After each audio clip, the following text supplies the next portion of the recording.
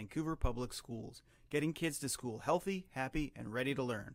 For more information, go to www.foundationforvps.org.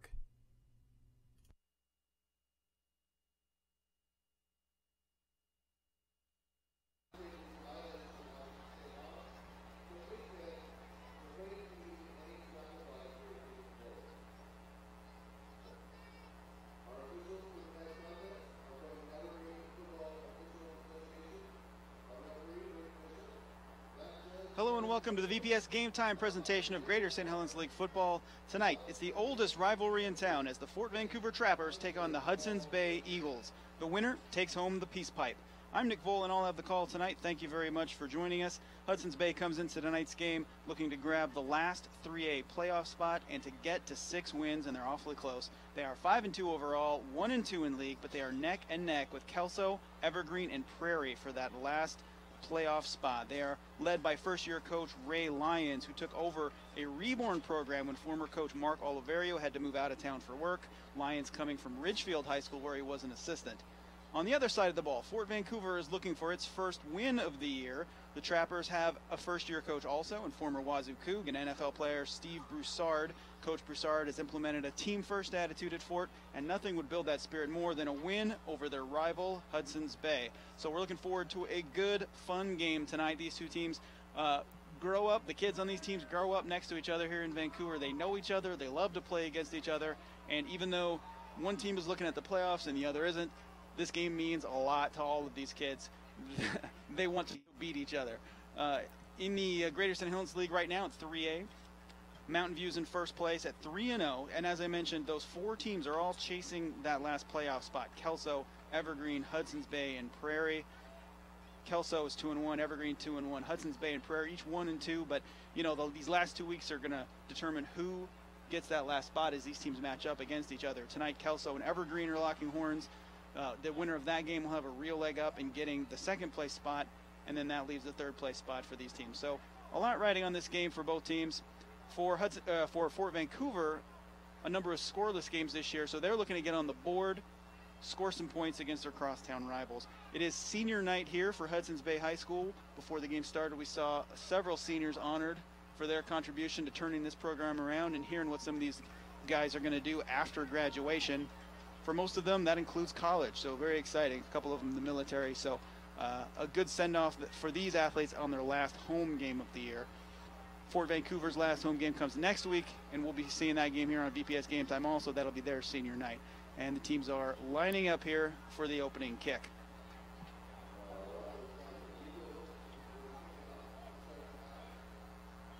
The kicker inspecting the ball here, getting ready to go.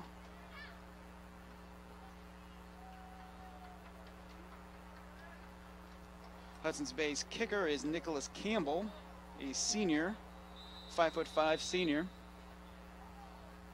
You see a lot of these players out here tonight wearing those pink socks.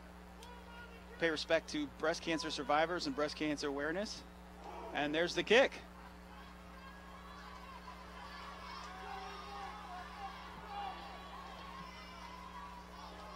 Anthony Wilhite on the return. He's driven out of bounds.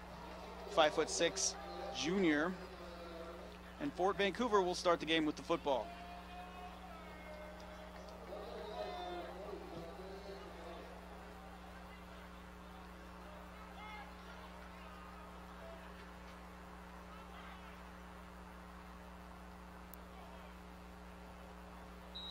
A little confusion at the beginning for Fort here.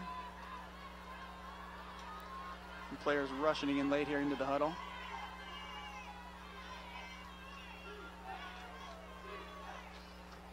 Under center, Trevor Narvasa, a sophomore quarterback. Here's the snap. Narvasa lofts it up. A little too much mustard on that one. That pass intended for Anthony Wilhite, so it'll be second down.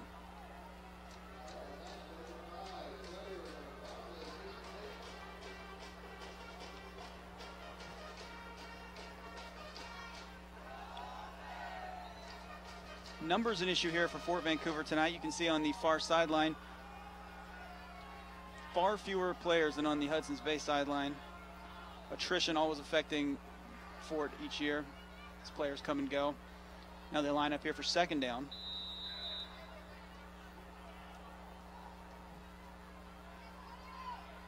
Nervasa takes a snap, hands off here. Nowhere to go for Nehemiah Polk-Rashid.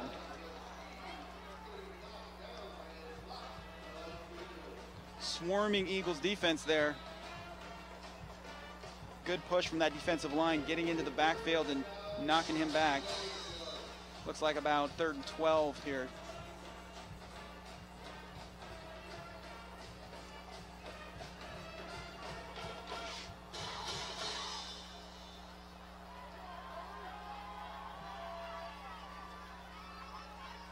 So 3rd down here for Fort Vancouver. One wide out way to the top of your screen. Trips on the left-hand side. Looks like some sort of delay here. Nope, looks like a timeout for Fort. Burning one early, but good to have your plan together for these teams.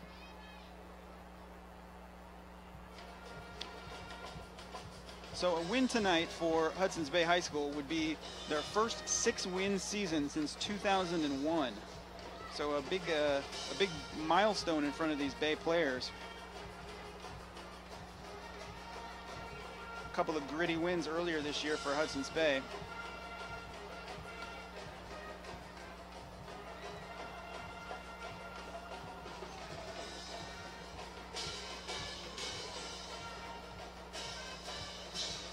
For Fort Vancouver, rays of sunshine here and there in their games. They have been shut out 5 times, but they show flashes of the team Coach Broussard hopes they'll become here in the future.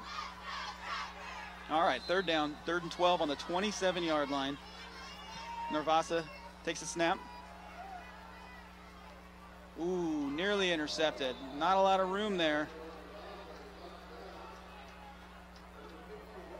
Number 51, Daniel Berdogan with the break up there. He's a junior, so Fort will have to punt.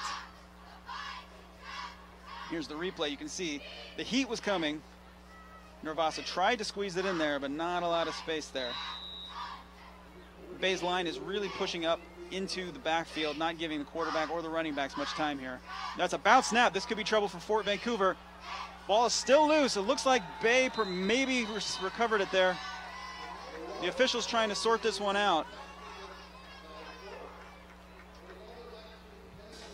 Well, Fort recovered, but sort of a moot point, I suppose. It was 4th down, so Bay will take over on downs here after the the low snap hit the turf. So they're in prime position. It looks like they're on about the 10-yard line or so. Really, you're right on the 10-yard, right on the hash there. You can see there on your screen. So Fort digging itself a hole here early. Bay hoping to capitalize. Trips left here for Hudson's Bay.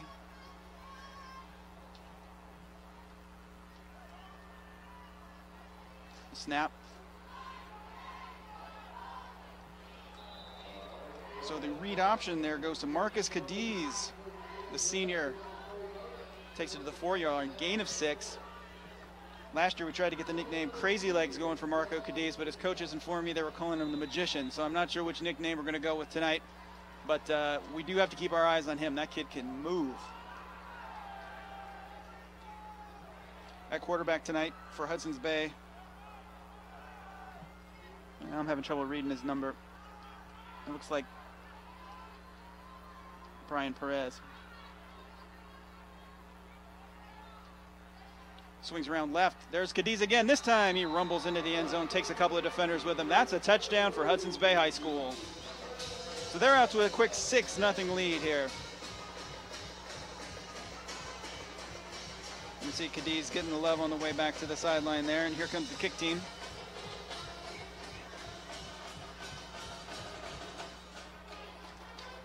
Nicholas Campbell in for the kick. Campbell having a good year kicking a number of field goals. Very accurate on his extra points as well. So it's a real weapon for Hudson's Bay at the kicker position.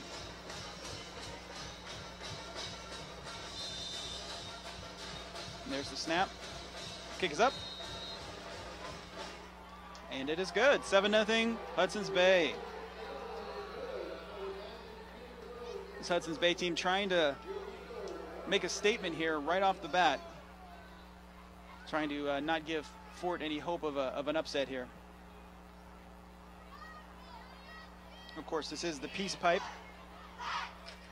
This is the game that all of the alumni come out for and all the students get up for every year.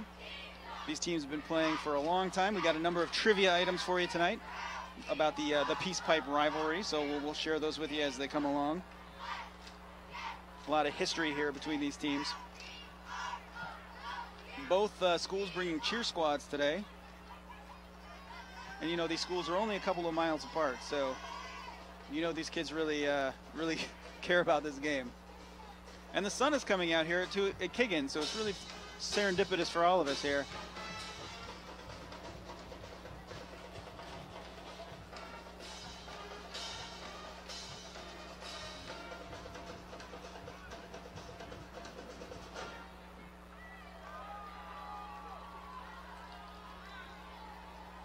So Will Height, and it looks like Tyler Runkle back in around the 15-yard line waiting to receive this kick from Campbell. 9:52 left here in the first quarter, 7-0 Hudson's Bay.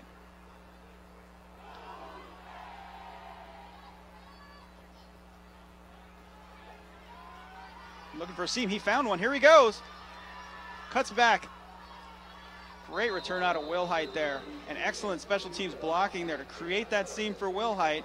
Didn't have to do a lot, but he had a seam right up the middle there. Takes it all the way out to the 45-yard line. So great starting position here for Fort Vancouver High School. See what the Trappers can do with it.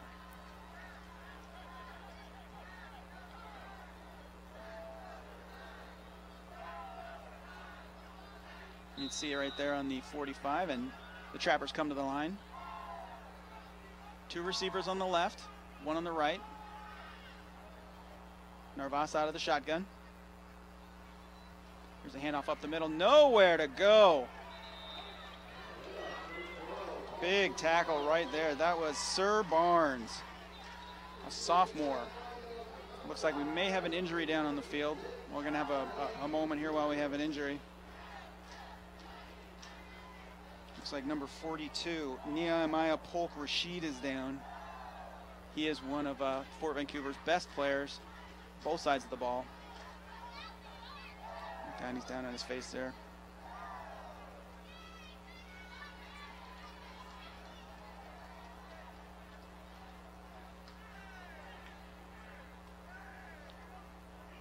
Hey, while we have a minute, let's talk about some girls athletics here. The Fort Vancouver girls cross country team is having a fantastic year. As you can see there, they are in second place in league.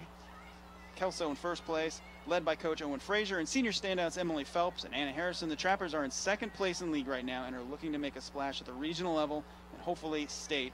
The Trappers are 5-3 overall and 3-1 league. Is like, as you can see right there on your screen, Coach Frazier has high hopes for the team and for Phelps and Harrison as individuals. He says they have the ability to place at state or even win an individual title. Good luck to the Trappers, and congrats on building that program up to be one of the best in the region after it had been down for a while. And you see the standings back up there. I can tell you I've been following Phelps and Harrison through, Twitter and through the news, and they are excellent young runners, or nice young ladies. I had the opportunity to interview Phelps a couple of years ago, so I'm really looking forward to see what they can do at the next level here, and I wouldn't be surprised to see them running in college as well. So congratulations to that Trappers team and Coach Frazier. And of course, Coach Frazier helps us out from time to time here on VPS Game Time, doing some announcing, so thanks to him for that as well. And Frazier's the coach of the baseball team at Fort, so really involved with his school there. And we are still waiting to see what happened to Nehemiah Polk-Rashid. Does not look good for him returning, Polk-Rashid being down this long. Well, let's do a little Peace Pipe trivia while we are waiting. This series started way back when the old Fort Vancouver High School was split back in 1956. The teams played each other twice that year. This is the 64th time these teams have played over 61 years. So 3 seasons they played twice. Fort Vancouver leads the all-time series, as you can see, 38-24, 24 wins and 2 ties. And it looks like Polk-Rashid is up and moving. That is great to see. My guess is, based on the way he's moving, it's a leg injury of some sort. Yeah, he's not putting any weight on that left leg. Let's hope that he is able to return to action tonight. or that he'll be able to finish his season next week at the very least. Fort Vancouver on the far sideline now, planning the next play. Hudson's Bay's defense ready to go. Hopefully the delay here doesn't cause anyone to tighten up in this crisp fall air.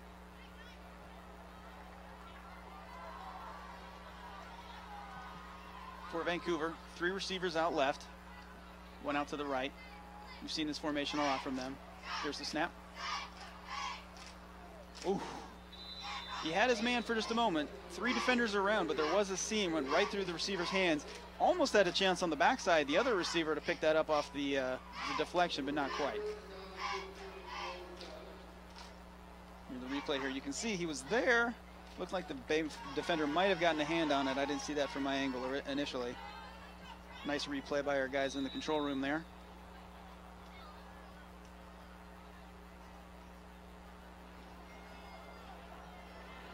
Little confusion for Hudson's Bay on the defensive side as to who's in and out. Better hustle off the field here. They do get off. It's 3rd down and 15 for Fort.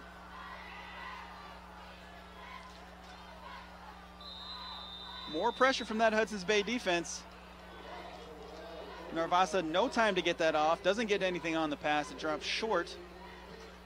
And it'll be a punt for Fort Vancouver.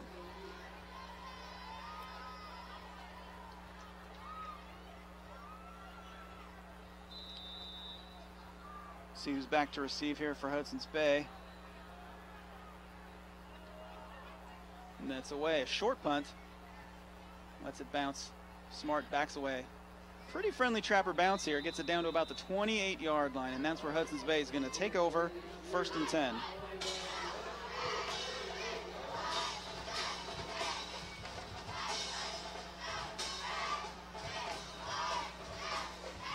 I hope you can hear those cheerleaders down here.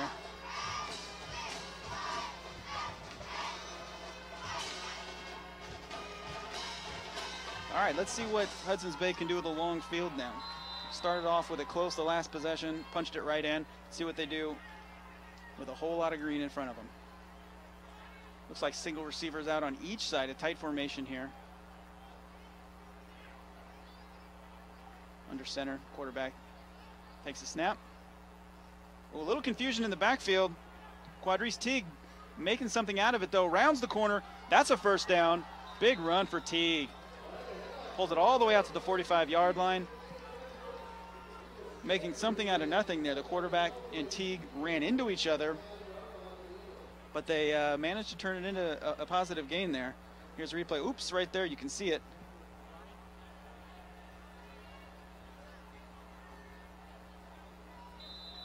And he goes all the way in there for a 1st down.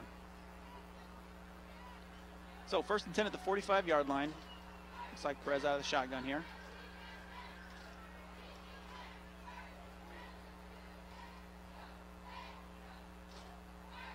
Little movement up front. Trapper's looking for a penalty flag, doesn't come. Now there's a flag. Ooh, this might negate a big run there out of Teague. Quadrice Teague, the 5'7" senior, takes it all the way down to the 30-yard line, but if you can see an illegal motion on Hudson's Bay, that's going to negate that play. That's a costly penalty for the Eagles there. Takes away a 25-yard run. Drops him back 5 yards. It's going to be 1st down and 15. Yep. Great run, but all for naught. So it'll be 1st and 15 on the 40-yard line for Hudson's Bay. 7:57 left in the 1st quarter.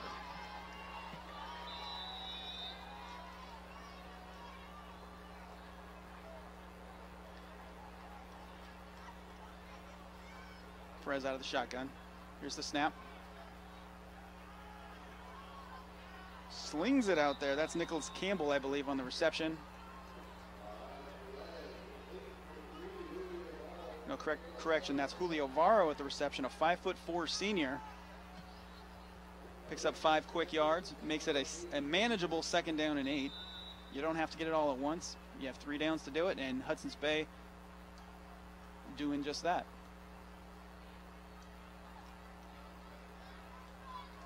So trips right for Hudson's Bay. One receiver spread out wide. Perez out of the shotgun. Bootlegs right. Here comes the pressure. And Perez just throws it away there. Fort with some good pressure there. Not sure if that was a screen play or if they just broke through, but either way, Perez not enough time to find his man. Good defensive possession there for Fort Vancouver, making life tough for Perez in that backfield. So 3rd and 8. Big down here for the Trappers. If they can get a stop here, force a punt, be in pretty good position. So 2 receivers right, 2 receivers left. Perez out of the shotgun.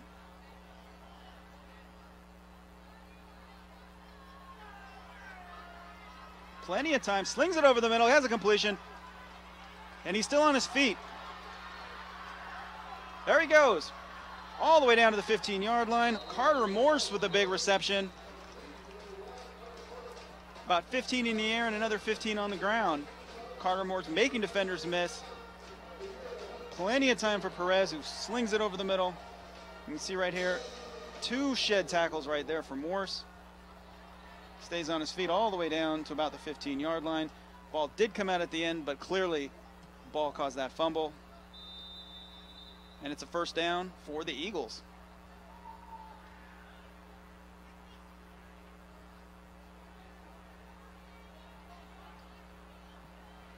Perez back in shotgun here.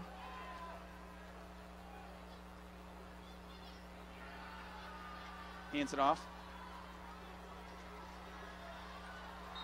Did he get in? He did. Quadrice Teague on the carry. That's a Hudson's Bay touchdown. 13-0 Hudson's Bay. The senior Quadrice Teague, part of the 2-man running attack here for Hudson's Bay. Teague and Cadiz, both with touchdowns now. And it's 13-0 Hudson's Bay. Campbell on for the extra point.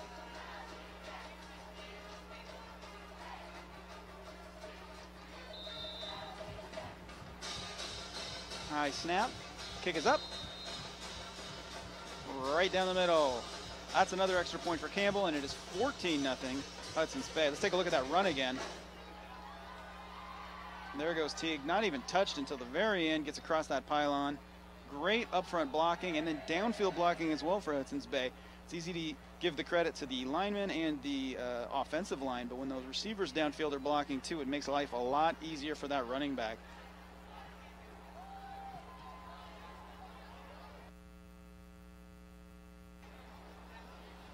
Of course, as you can probably tell by now, I'm flying solo tonight in the announcer's booth.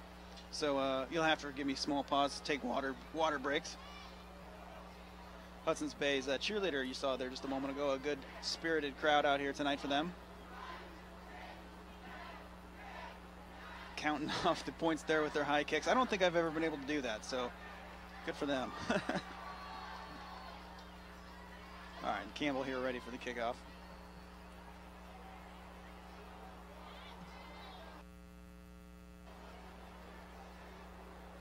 .6:13 here left in the first quarter. 14-0 Hudson's Bay. And the kick is off. Out to the left hash mark. This time Sean Minta on the return. He gets it to about the 28-yard line. So reasonably good starting position here for Fort Vancouver. Hoping to get on the board here after a couple of quick Hudson's Bay touchdowns.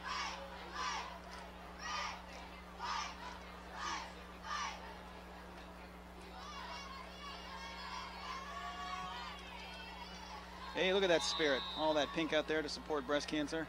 And, of course, the football team.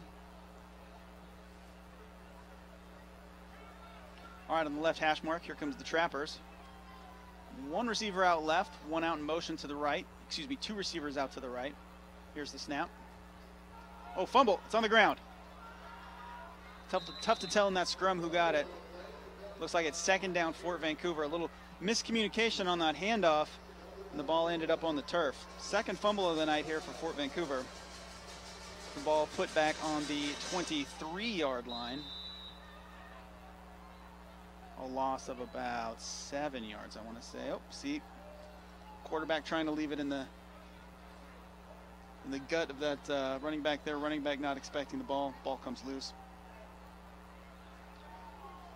2nd and 15, they're calling it.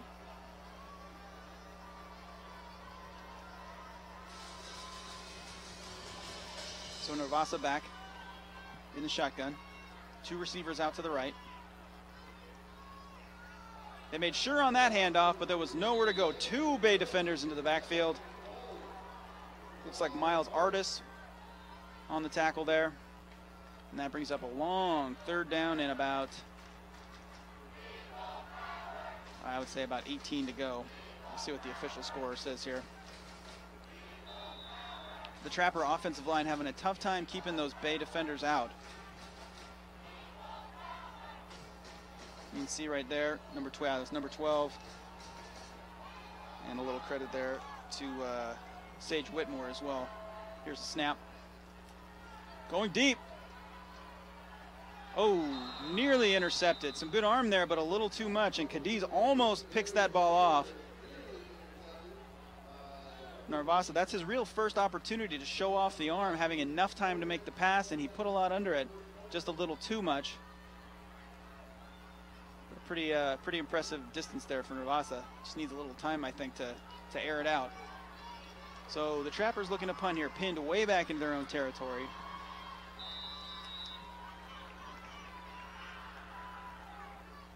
Here's the snap. Low spiraling kick here. Takes a Eagle-friendly bounce. I don't think that they'll give him that back tap. I think it'll probably be down where he touched it. But a good effort there from the Trappers player to knock it backwards. That confusing play there for the Eagles receiver, or punt returner, wanting to pick it up because of the time, but with a football, you never know which way it's going to bounce. Made the smart move not to attempt to pick that one up there.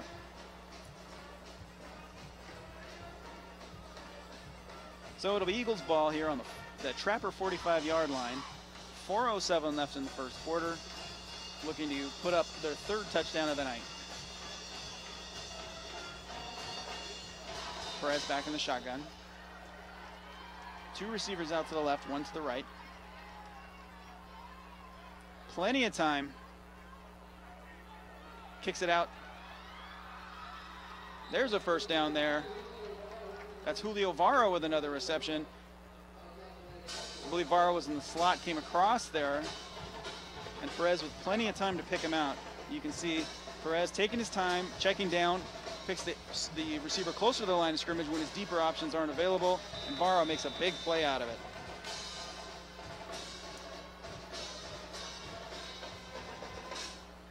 All right, so it's going to be 1st and 10 on the Trapper 25-yard line. Again, 2 receivers to the left, 1 to the right. Quick out to Morse. Makes a cut. Takes 2 Trappers with him. A whole pile. Close to a first down.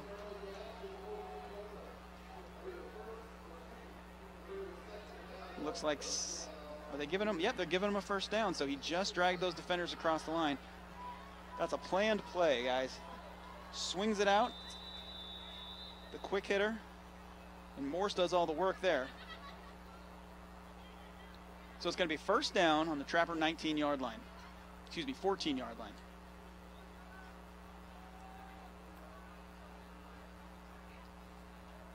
Two running backs in the backfield now with Perez.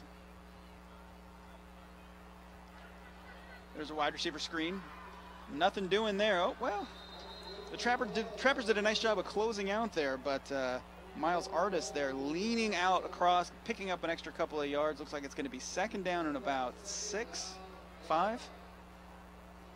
Again, the Trapper is right there, but Artis able to stay on his feet, just that squirt right there, just to pick up an extra couple of yards. So tough running there from Artis.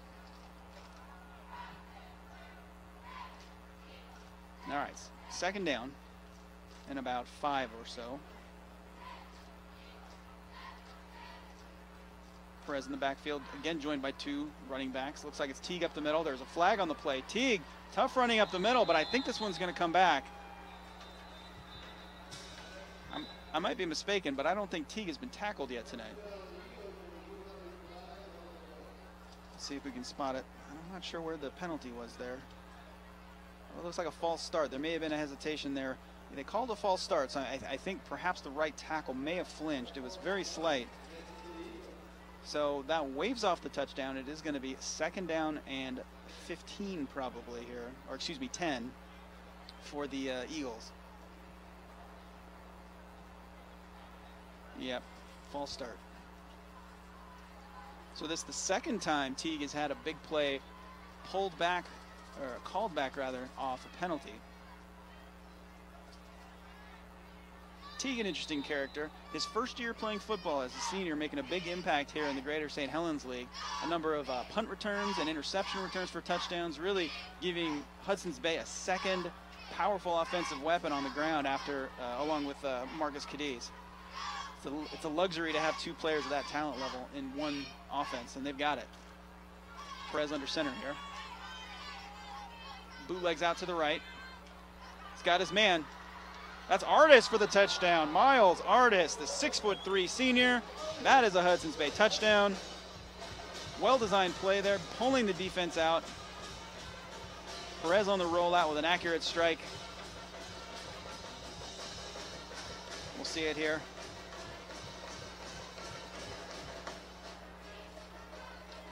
Bootlegs around to the right. Receiver drags along, and Artis beats the defender to that pylon. So 20-0 Hudson's Bay with the extra point imminent. There's the snap, and the kick is up and through. No, excuse me, he missed it. Pulled it right. So 20-0 Eagles. Campbell with a rare miss. I don't think the Hudson's Bay crowd minds too much with the 20-0 lead. They'll probably forgive him that missed extra point. So 2:12 left here in the first quarter. Hudson's Bay up 20-0. The scoreboard here in the stadium says 21, but I think they're going to correct that here in a minute. Our guys in the studio have it right, so good job, guys. 20.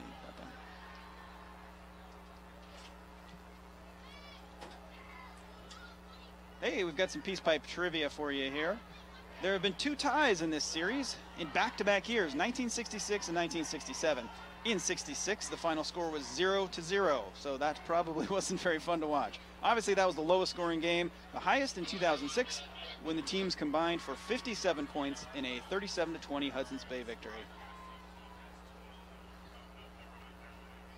All right, so the kickoff about to come here. 20-0 Hudson's Bay. We might be in danger of reaching that all-time high score if Hudson's Bay continues to score the way they are. They are on pace at this point for, if my math is correct, 80 points. I'm pretty sure they're not going to get there tonight, though.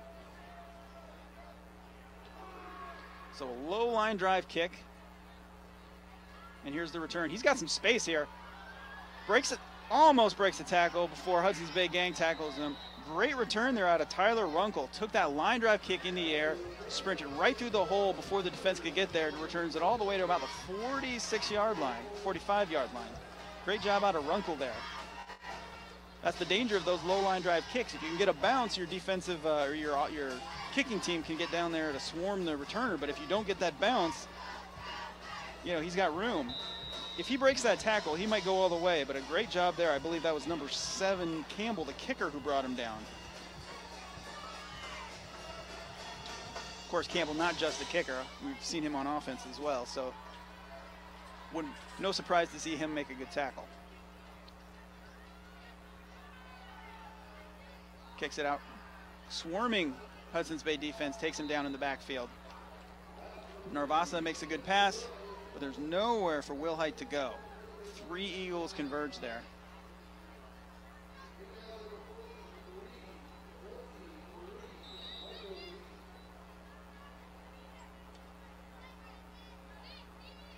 All right, so first down here for the Trappers.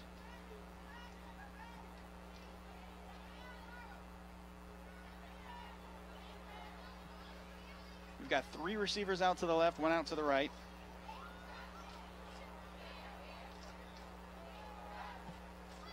Deep ball. Put that one up for grabs. Cadiz in the area. On the offensive side, Block in the area.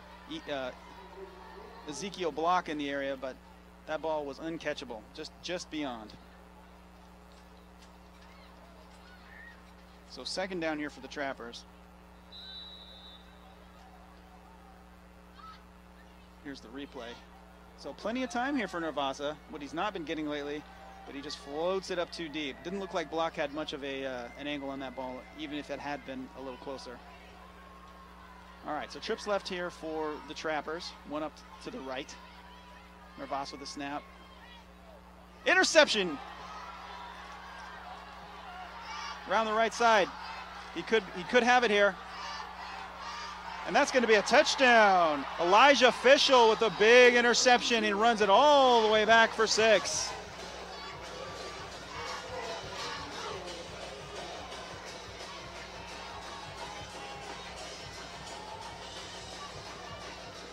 Fischel with a big interception, runs it all the way back, 26-0 Eagles. You can see the pass sails on him right there, over into Fischel's hands. Gets a couple of blocks along the way. Dances into the end zone untouched.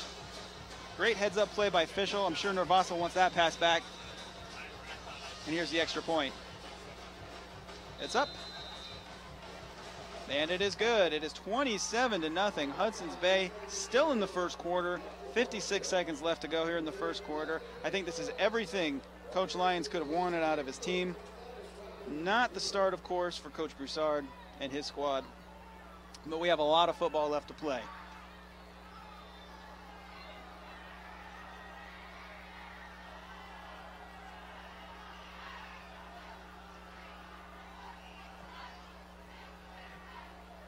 So a little regrouping over there on the Trappers sidelines. I think those are going to be some tired cheerleaders with all those kicks if this game keeps going the way it's going.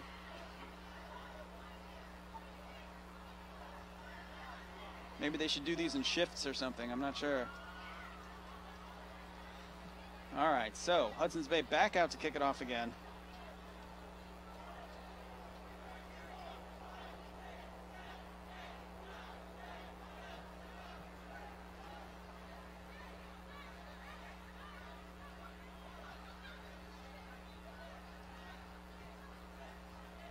So Campbell on for the kick.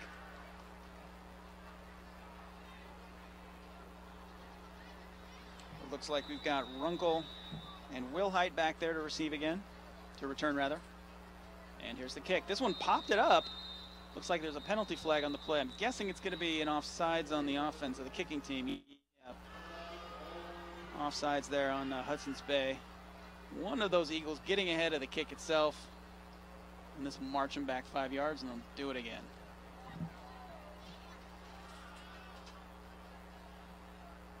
Although not a lot to nitpick here for the Eagles so far. Coach Lyons, I'm sure, will be talking to them at halftime about these penalties.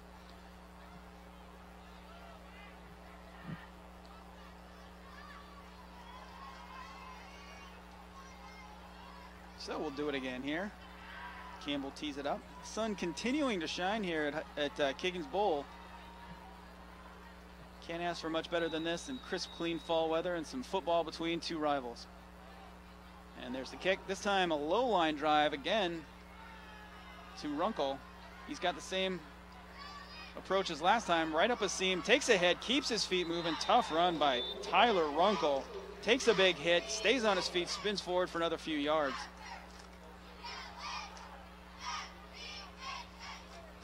So the Trappers taking it over around the 40-yard line here. It's going to be 1st and 10 with 47 seconds left here in the first quarter. Here's a replay here. Runkle takes this big hit, spins around and keeps moving. All right, so out of the shotgun, here's Nervasa. Fumble, that ball's down. That looks like Hudson's Bay ball right there. Tough night continues here for the Trappers. Snap just a smidge high. Nervasa couldn't handle it. And it looks like Whitmore on the recovery.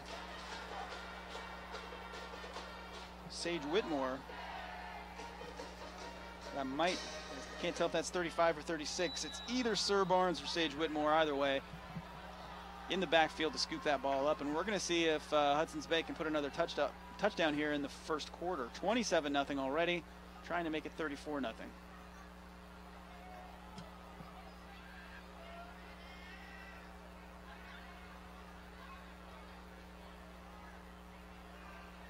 Perez calling for his receiver to go in motion. A little confusion there. Vara finally comes into the backfield, and looks like we're going to have a timeout. Yeah, Hudson's Bay, confusion on that play. Decided to take a break here and talk it over. So 43 seconds left here in the first quarter. Hudson's Bay up 27-0. And there's Coach Lyons talking it over with the gang. A lot of pink on that field. You can really see it against the black of the Hudson's Bay uniform. I do see some Fort players with pink on as well tonight, but against the red, you don't see it quite as well.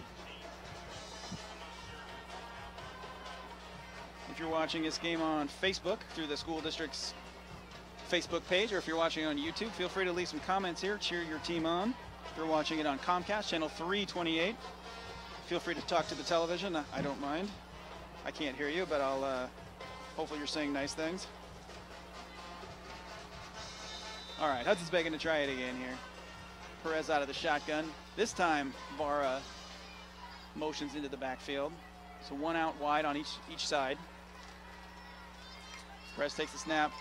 Vara with the handoff. Keeps his feet moving, getting a little help there. He's still on his feet all the way down to the 7-yard line. Vara with a tough run.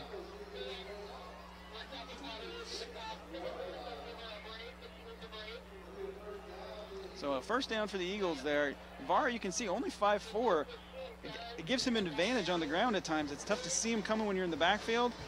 Strong legs, keeps it, look at that, dragging defenders.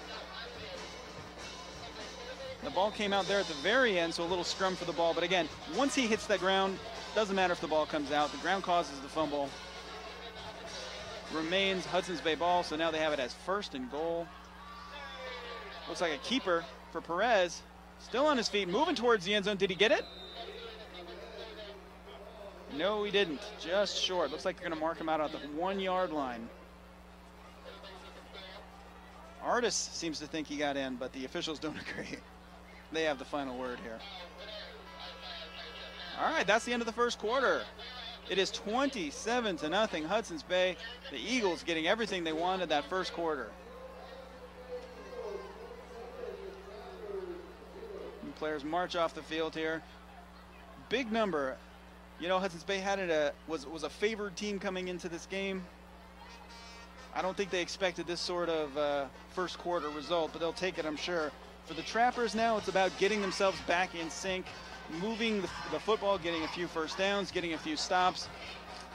Not to say that they can't come all the way back, they certainly can, but keeping that positive attitude and moving towards those goals they have as a team. And again, this team with Coach Broussard is about, team. So they're working on, advancing there, keeping the team together, not getting divided here.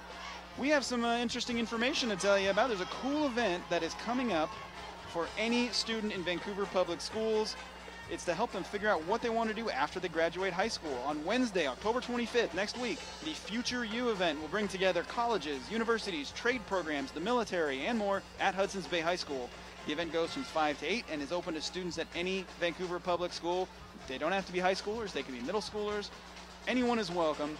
In addition to the meet and greets with the dozens of schools and organizations, there's going to be informational sessions on how to apply to college, how to get financial aid, a whole lot more. The event is free, and there will even be activities for your younger kids, so moms and dads can bring the whole family down and have a good time there learning about the future options that these kids are going to have. So I really recommend you go. Last year I was lucky enough to talk to some of the kids who had gone. We did a little interview with some of them, and they all told me they learned a ton of stuff that they didn't know.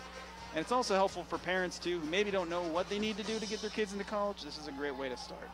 All right, so Hudson's Bay with the snap. Here goes Perez. He marches across that goal line. That is a Hudson's Bay touchdown. It took him exactly 5 seconds to score in that second quarter. And it is now 33-0 Hudson's Bay. Yeah, with that Future You event, I can't stress enough how helpful it is to have somebody else giving your kids guidance, giving you as a parent guidance, because college, if you went to college now getting in is totally different than we went, than when I went. I'm in my 30s, I'm almost 40. and it's different now. So all these resources and information are really helpful to have, just to have at least some backup, you know. And that extra point there is good. So, you know, I say give it a shot. And all your schools, high schools, of course, have counselors who can help you with that information as well. And, of course, if you're not interested in college, this event also is going to have the military there, some trade schools, and some other opportunities there for students. Here's a replay of that touchdown. Perez just picks his hole and drives right through it. Good push by that Eagles front line. They've been giving him that all night long, and then Campbell with the extra point kind of just kicks it and jogs off like he knew it was going through. And it is 34-0 Hudson's Bay.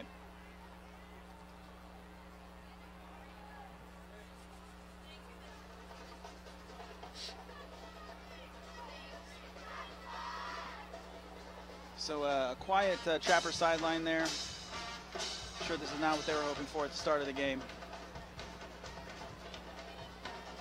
That is one of the fun things about football and cool things about football. You can have a bad possession or two, and then every time you get that ball back, you start from scratch, essentially. So, you know, a couple of first downs, and then you got momentum again. So let's see if the Trappers can pull that together. So Campbell back, ready to kick here.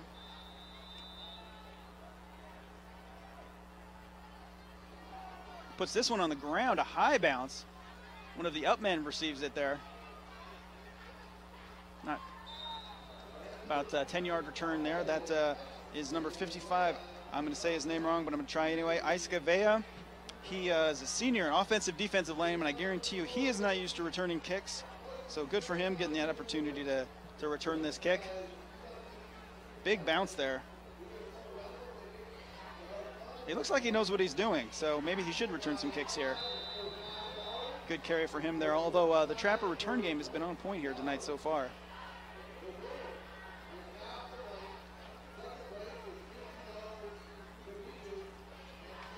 Trapper still nuddle here. The Bay defense ready to go.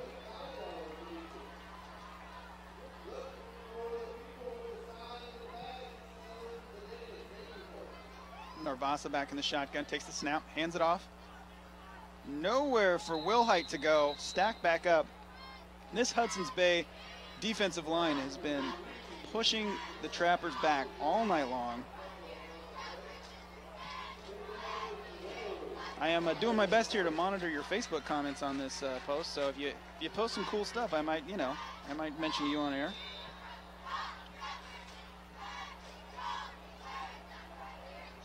Got someone named Fide Pagan. I'm saying his name wrong, I'm sure. It says Go Bay with a couple of emoji heart eyes on there. So let us know who you're rooting for tonight. Take part in this peace pipe rivalry. All right, Fort back in for second down. 2nd and 10 on the 33-yard line. Narvasa takes the snap. Plenty of time, slings it out. There's Block with the catch.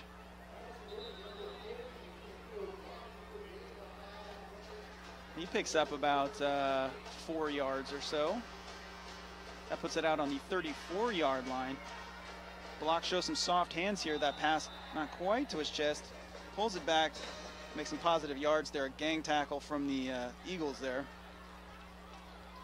Block one of Fort Vancouver's big tight end defensive ends. Nehemiah Polk Rashid the other. He, of course, injured earlier in this game, pulled off the field. So Fort down to 1. High snap. Good hands there. Just through the receiver's hands there. So Narvasa fields a high snap cleanly, puts it a little bit high, and Darius Shear unable to pull that pass in. Darius Shear, the man who couldn't quite pull that one in, also the punter here on this play, so he's going to step back there, ready to kick this one away.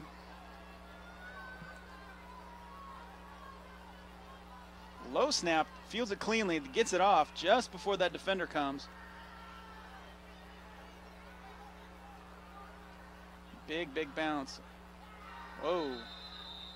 That Hudson's Bay receiver should probably not have done that. Looks like Varro there. Actually, that was Nicholas Campbell, the kicker, also in the backfield returning kicks here.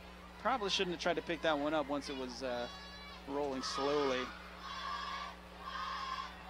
So 34-0, Hudson's Bay. 9:58 to go here in the second quarter. Hudson's Bay taking over on the 44-yard line.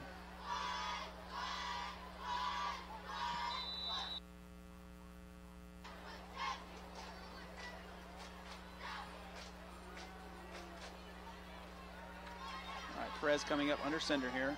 I formation. One receiver on each side.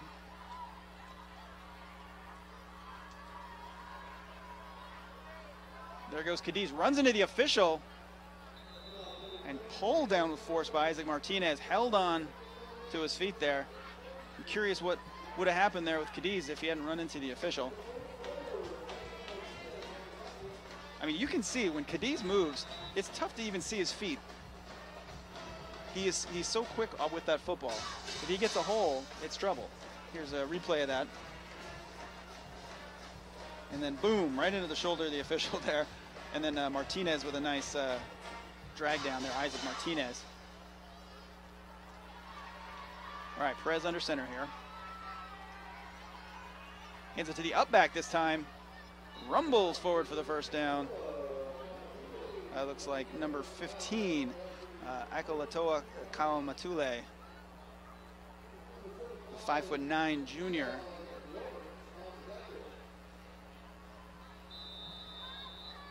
He's listed at 205, so not an easy task to pull him down, but a good tackle there out of Lawrence there, the defensive lineman, number 75.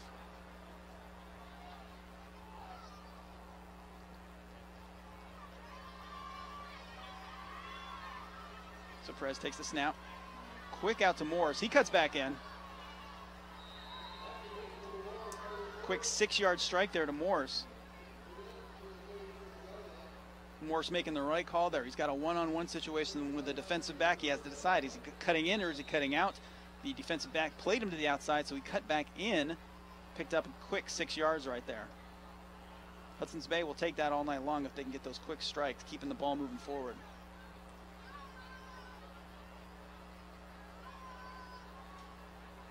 So Perez in the I formation here. Hands it to the back. Cadiz breaks a tackle. Can't break the second. Keeps fighting there. A team tackle there. So Tyler Runkle, who we've seen make an impact on special teams, makes a nice tackle right there, pulling Cadiz down, along with I believe it's Gian Lawrence. Hey, we got some Peace Pipe trivia for you. Kiggins Bowl, dedicated in 1933. Field is named after Coach Gary Boggs, who graduated from Fort and Bay, so he's got some connections to both teams here. And now we're back in action here on the field.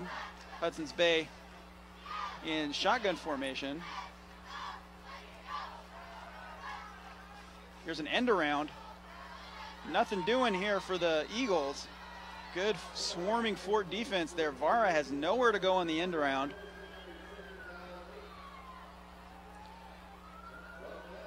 Back to that Kiggins Bowl trivia, I'll finish that out.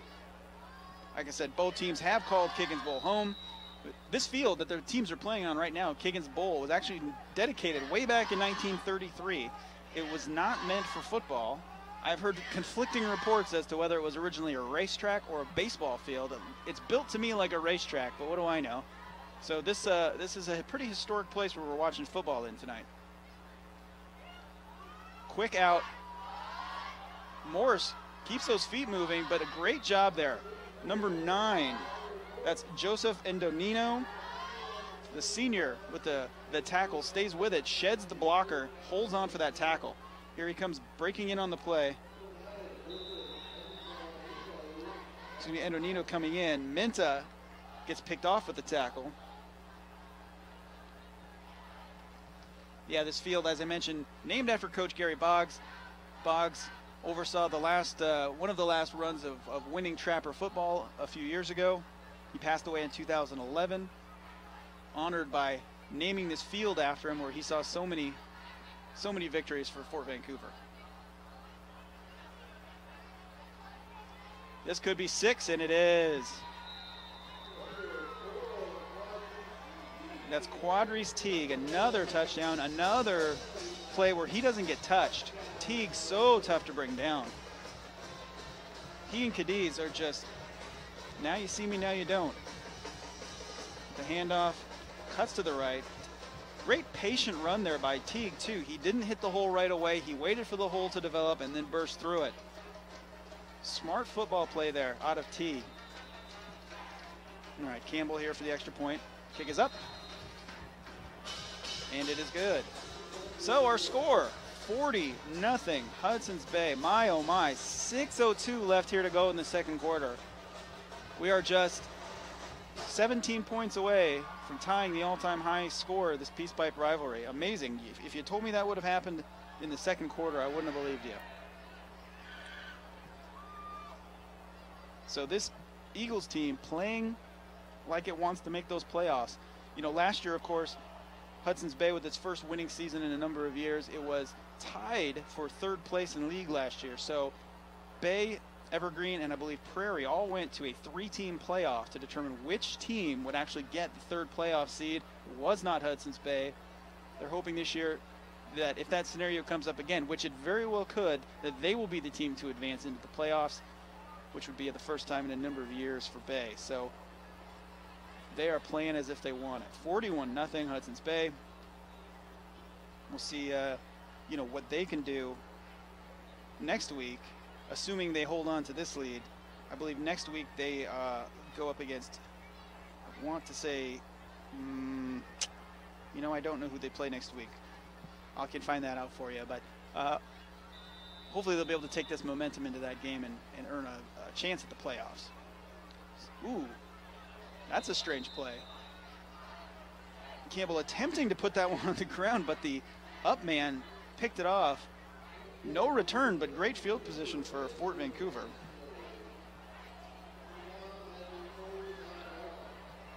Watch this. Yeah, great hands there. You know, the linemen for Fort Vancouver are showing great hands tonight. That's Andrew Hengsler, a 5'10" junior, holds on to that ball. We've seen 2 linemen now make nice kick returns. So Fort Vancouver now lining up, attempting to get some of this scoring back. Narvasa out of shotgun. Hands it off, number 34. That's Myron Lawrence, nowhere to go. Lawrence, a big halfback, tough to bring down, but a number of Eagles into the backfield there to make that play. You know, we're following you on Facebook, as I mentioned. Chelsea Lemire says, go Bay. Nicole Lauren Graham says, great job, guys. Keep it up. She doesn't mention which team she's rooting for, so maybe play in the middle there. Megan Skoromitis says, go Bay. Eagles, class of 01. And Tristan Maxwell says, they play Kelso next week. Tristan, thank you. So Kelso, a tough opponent next week for Hudson's Bay, but beating Kelso would give them the opportunity, the upper hand in getting a playoff spot. Quick strike out there. Nice looking play there for Fort. A decisive pass from Narvasa out to, I believe that was Anthony Wilhite. He holds onto the ball, dragged down. It's only a 2-yard gain, but it's a nice, well-executed play for the Trappers, just what they need to get started moving forward here. And we'll get another opportunity there, another view at a ball coming loose at the end of the play. Seems exciting, but it's nothing. All right, Narvasa out of the shotgun again. Lofts it deep. Overshoots his man. Not a lot there. Wilhite trying to get the step out there, but could not get behind the defender, even if the pass had been there. I'm not sure which player that is that was back there. It might be Trace Teague, if I'm not mistaken. Excellent coverage there. Overshoots it. And it is fourth down here for Fort Vancouver. They are going to punt again.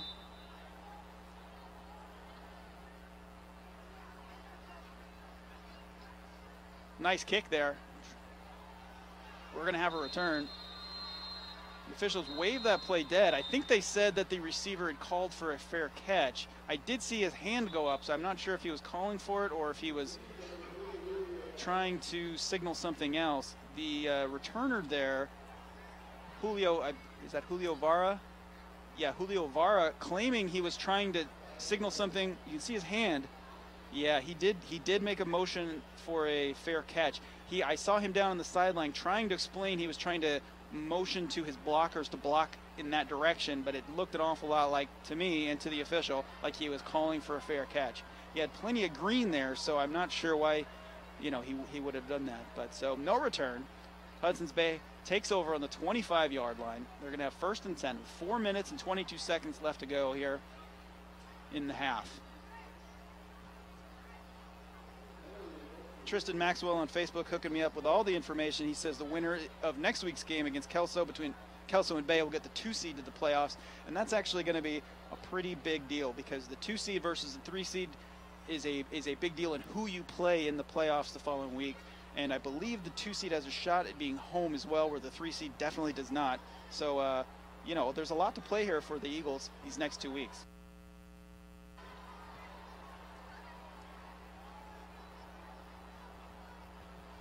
All right, so Hudson's Bay taking over here. It looks like actually on the 16-yard line.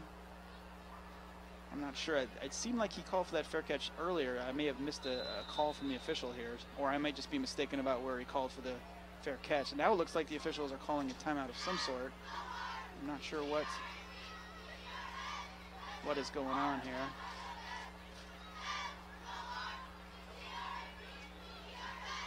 Looks like we're, all right, here we go.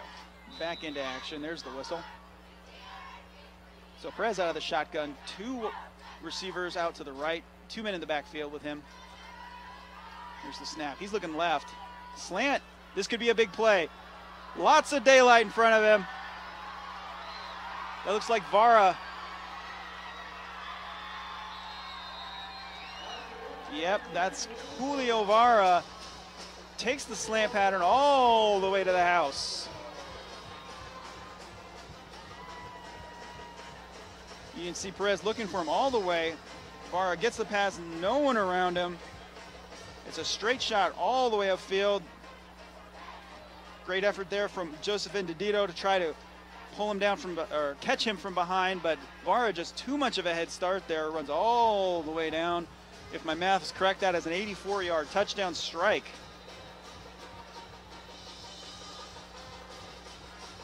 Oh. The extra point is no good.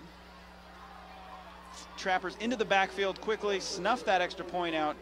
Another great hustle play by Joseph Endonino. Gets into the backfield, breaks that play up. Another Trapper in there as well, didn't catch his number. So some good fight here out of the Trappers on that extra point. 47-0, Hudson's Bay over Fort Vancouver here in the second quarter.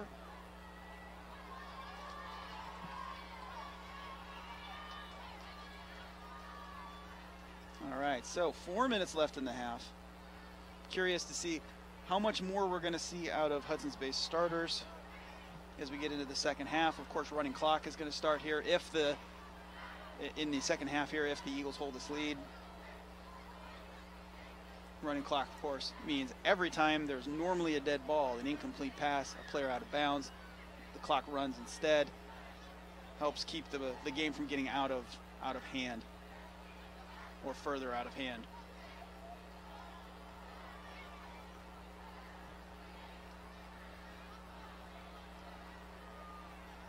I wonder if Campbell is getting tired here yet. A lot of kickoffs here, a lot of extra points, a lot of kickoffs. It's a kicker's dream, this game.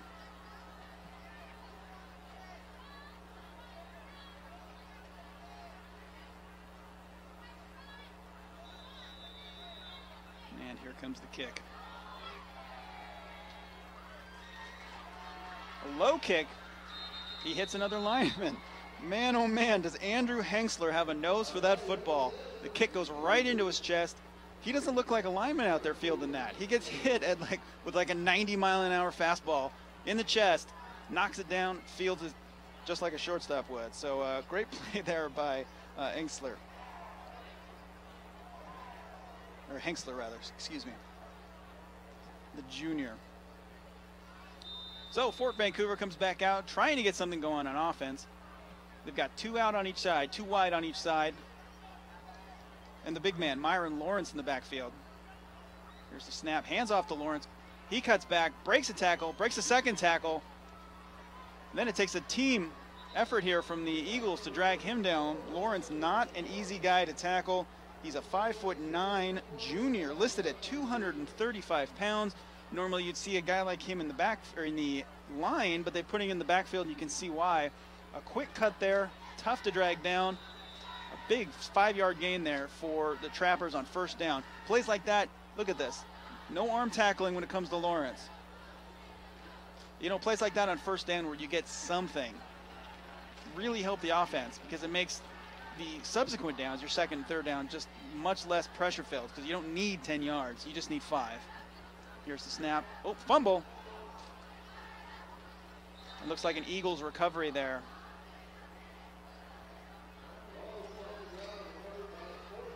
Nope, Fort hopped on it, so a good bit of fight there. Keep that ball with the Trappers. All right, so 3rd down and 5. Fort looking for its first down. 2 out wide to the left, 2 out wide to the right, 2 men in the backfield. You see the fumble recovery here. All right, back to live action. Oh, he had him. Narvasa knows it too. Number 12, Austin Real James, wide open on the left side.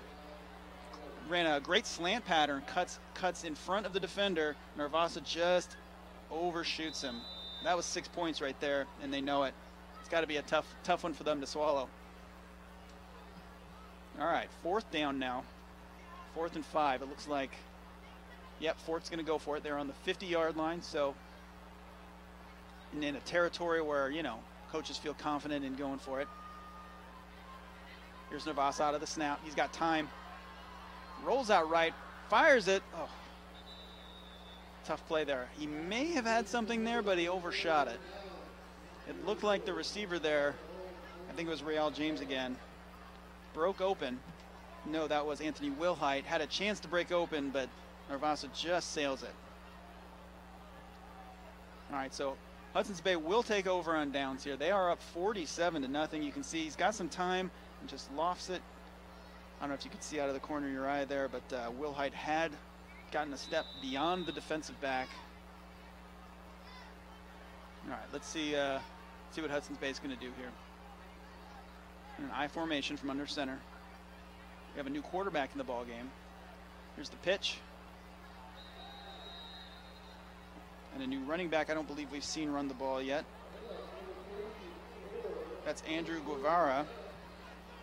And our quarterback now appears to be Parker Marsh, 6'2" junior. So Hudson's Bay giving the second team an opportunity here. Some good team tackling right there from Fort Vancouver. That looks like Gian Lawrence again. We've heard his name a couple times tonight. Another handoff right up the middle. Good tough running there out of Guevara. Andrew Guevara takes that handoff, gets close to a first down. It looks like it's going to be 3rd and about, oh, I'd say 1. Yeah, 3rd and 1.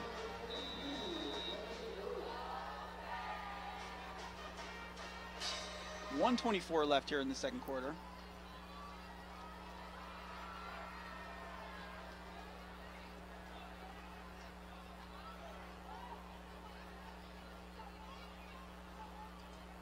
Ooh, he didn't get it.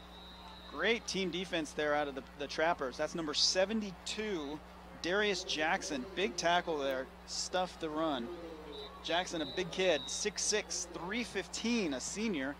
Plays offensive and defensive line. Looks like we have a hurt Trapper on the ground right now. That's number 51, Prince Samuel Izako. Looks like he may have a leg injury of some sort. The training staff from Hudson's Bay and Fort running out onto the field to give him a hand. Hopefully he'll be all right. While we're waiting, we've got some information you might want to know about. 1 week from today, you have the opportunity to see learning in action up close and personal. The district is offering a patron tour of Harney Elementary School and Hudson's Bay High School. You're going to meet at 8:30 at the Bates Center near Roosevelt Elementary, and then ride in a school bus with our superintendent Dr. Steve Webb. You'll get into classrooms to see the unique programs at each school, and at the end you can choose to eat a lunch prepared by culinary arts students from here at Fort Vancouver High School. So if you're a fan of either one of these teams, Hudson's Bay or Fort, you've got something to look forward to on this trip. Or if you're a fan of schools in general, these are really fun to go on. The tour is free, and if you do want to eat that lunch prepared by the students, it's just $5 for the food. But even if you don't have the lunch, the tour itself is free. You do need to register in advance. So go ahead and head to the district website, vansd.org/visitvps, and talk to a woman named Susan Knable. She will hook you up with your tickets there. So make sure you sign up for that. It looks like Izako is up and being carted, or helped off the field rather. Good for him there. And you know, you can see on the back of that coach's t-shirt there, it says, "It's not about me." That is the motto of the Trappers this year. And you know, it's the kind of team attitude they're trying to instill there. Coach Broussard wants his guys to remember it's not about touchdowns and glory. It's about what you guys do as a team. So pretty cool message for the kids, especially when you're not in a winning situation and the Trappers are not quite there yet. It's just a good way to bring everyone together here. So we're back to action here in Hudson's Bay under center. Sneaks it to the up back on 4th down, and I'm not sure that he got there.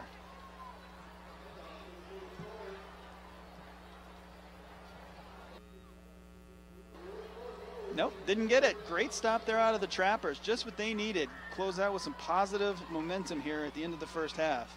43 seconds left to go in the half. Hudson's Bay trying to get sneaky there, but good push up front there from the Trappers.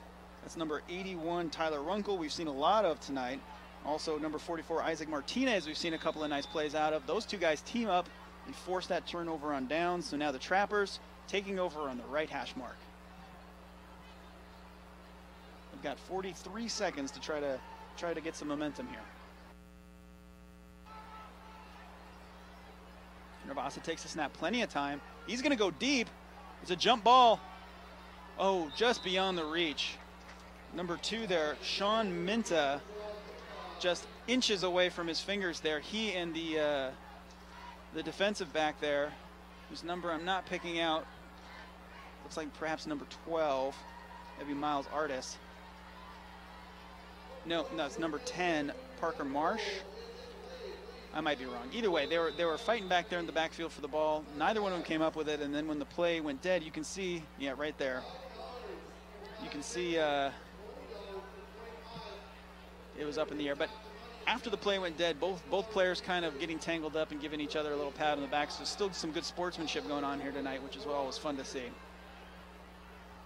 Lawrence up the middle, big hole. No one can bring him down. There he goes. First down, Fort Vancouver. Great run there. That's, again, that is going to be Myron Lawrence, the big man, rumbles downfield.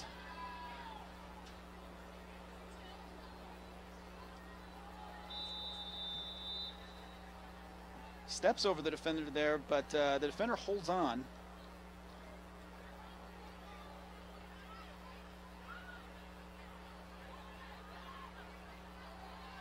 All right, so running clock here, under 10 seconds. Nervasa takes the snap. He lofts it up deep. He's got a man. Oh, that could be a flag. No, I'm surprised that's not a flag. The Fort player had a step, got tangled up with the defender there. Their feet got tangled up, and the receiver went down hard. That could have been a flag, but as it is, no call. And that brings us to halftime. It is 47-0, Hudson's Bay over Fort Vancouver at the half. Wow, what a Peace Pipe game. I've never seen anything like this in the Peace Pipe rivalry. 47-0. Just surprising here. Looks like the officials talking about that one. I'm not sure what they're signaling here. Looks like we might have some highlights for you here. This is that big touchdown score or run from Carter Morse here. No, it didn't get all the way in. That's right. The reception from Carter Morse. This is the man who gets in, Quadrice Teague. Big touchdown run there.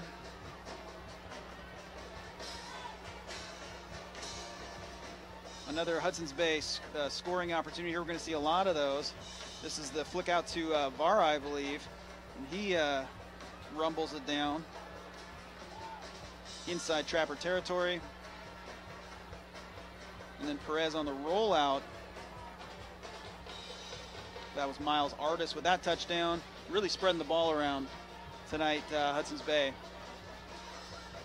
And this is the big interception here by Elijah Fischel. He's going to run this one all the way back. Some good blocking here on the backside from his teammates. Goes in untouched. Long interception return there for Fischel.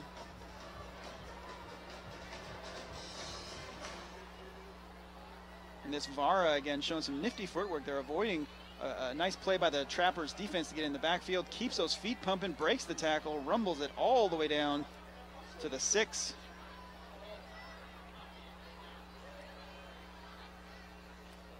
And then here, a nice play for the Trappers. Ezekiel Block on the reception. And again, you see that picking the opposing player up. Good teamwork, sportsmanship rather, from these teams here tonight. And then this touchdown run from Teague. Waits a moment, gets his feet moving, hits that next gear. Scoots right into the end zone.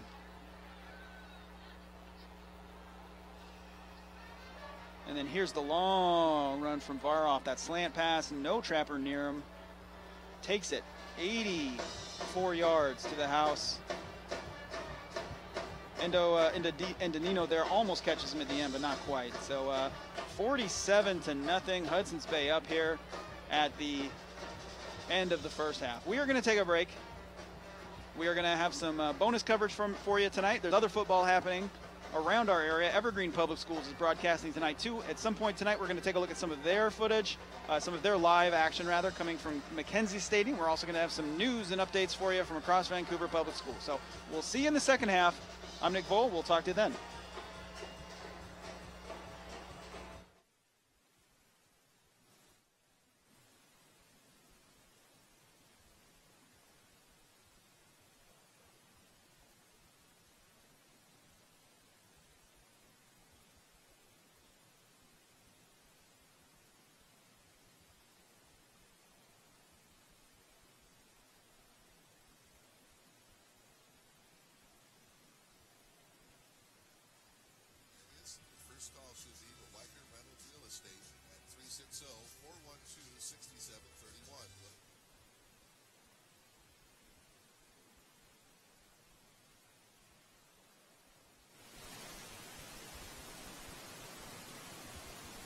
Sports, listening to the Eli Sports Network. Kelso. Squib kicks it down the middle of the field, picked up at the 25 by Evergreen. Looking for some room to run, nowhere to go. Might have got a yard or two out of that. Miguel Cruz bringing that ball back on the carry for 2 yards. Evergreen's going to start at about the 28-yard line. So trailing 14-7 to Kelso. Evergreen's going to have to find some offense because they don't have any offense on the board tonight. That's a David Crawford pick 6. Yeah, it sure is. For those 7. So Evergreen's going to have to dig down deep here. They've got plenty of time. Don't really need to air it out all the way down the field. They just need to use a combination. They need to hold on to the ball and move the chains is what they're going to need to do. Because their defense has definitely kept them in this one. You bet. Fitch sets him down at the line of scrimmage. He's in the shotgun. Griffin off to his right. Takes a snap, gives the ball to Griffin. Stop, jumps, back to the right side, crosses the 30, across the 35 to the 37. Nice run by Griffin. Nice play there, too. Griffin got in behind his blockers. They had a pulling guard and Rusnick, who came all the way over from the wing spot to get up inside between the tackles and create that lane for him. Rusnick out. Heeman in.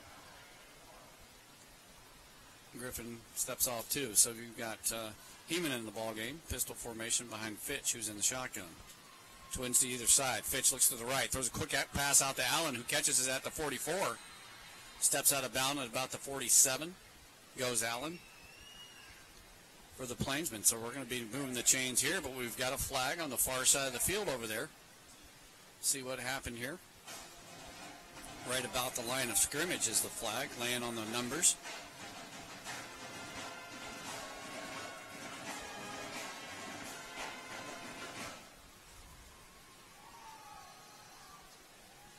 Talk it over. Looks like we might have had a lineman downfield. Nice pass there by Fitch, though, over to Allen. Sure was. All for naught. Big collision there by Allen and the defender. Yep. So there was a man downfield, and once again, penalties have plagued Evergreen and stopped some pretty good drives that they've had all game long.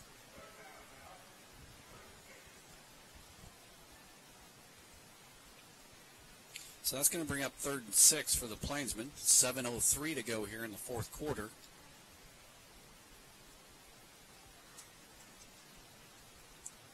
Another quick stoppage here.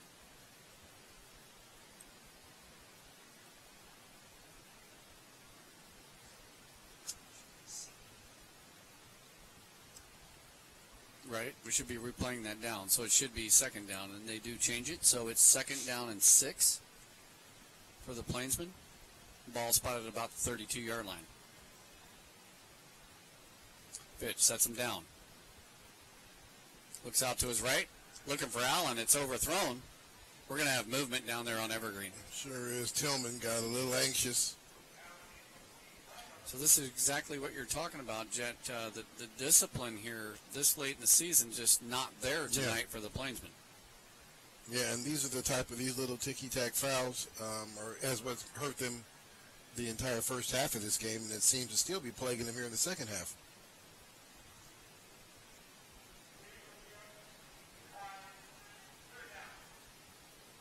So rather than spot him another down to do that over, Kelso declines that penalty. Brings up 3rd and 6 for the Plainsmen. Ball spotted at the 32-yard line. Fitch, shotgun. Heeman and the pistol behind him. Here comes Griffin in motion. Looking downfield is Fitch. He's got a man open on the side here is Allen, running in the wrong direction, so he's going to be brought down at the 44.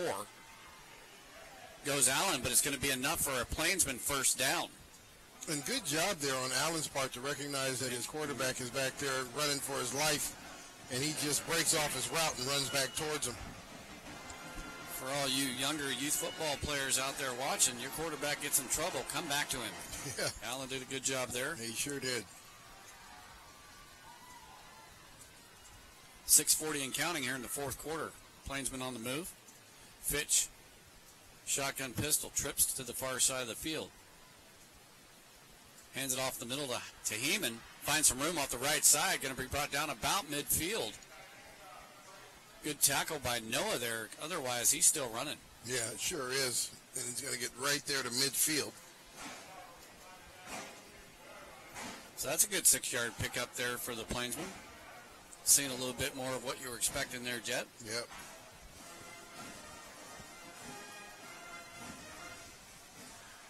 Fitch sets him down on the pistol again. Shotgun formation. Heeman behind him. Twins to either side. Takes the snap. Looks down the field. Short pass out here to the right to Allen. Catches it at the 48. Crosses the 45.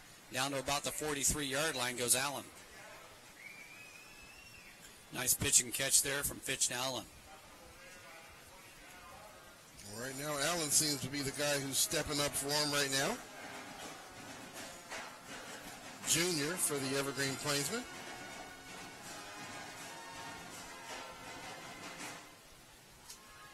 First and 10 Evergreen at the Kelso 43-yard line on the move. Fitch sets him down on the pistol. Twins to either side. Hyman up the middle.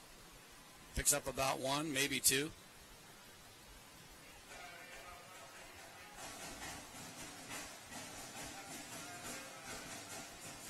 Going to bring up 2nd and a long 7. 2nd and 8 for Evergreen. Clock is ticking. 5:10 to go here in this fourth quarter.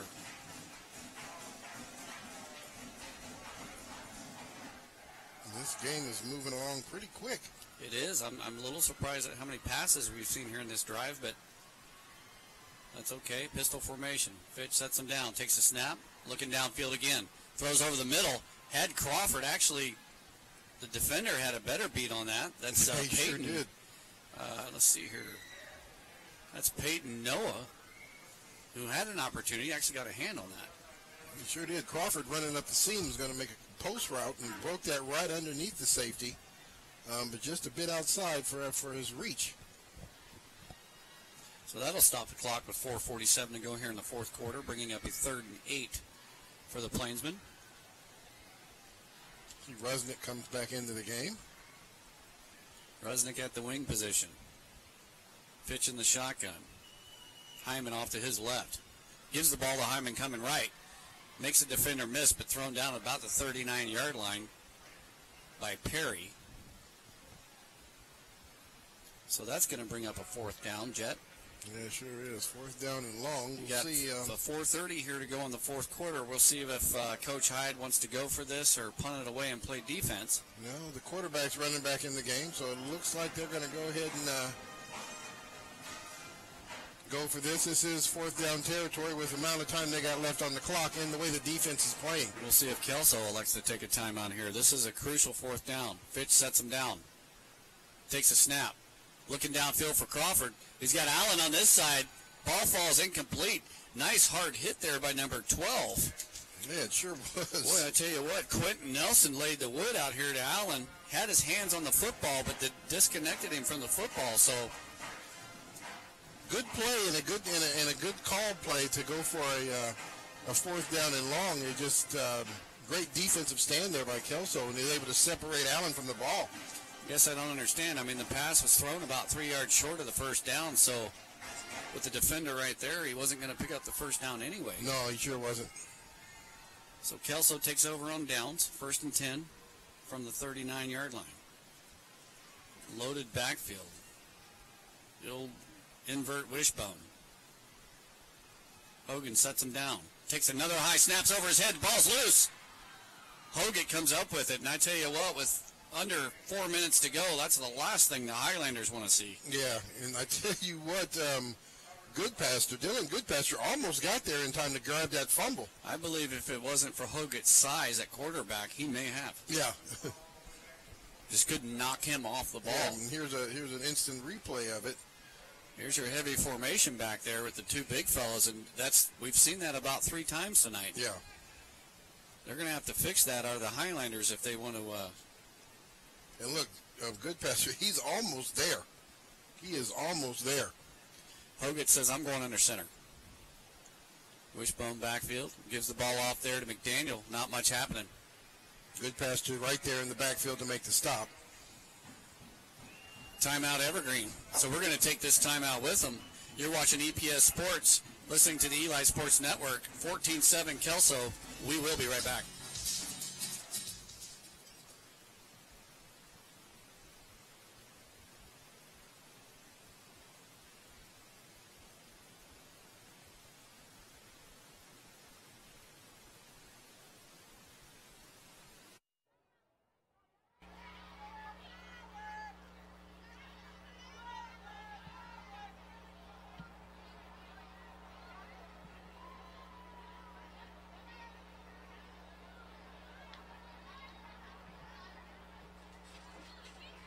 All right, we are back for the second half. Hudson's Bay versus Fort Vancouver in the Peace Pipe game.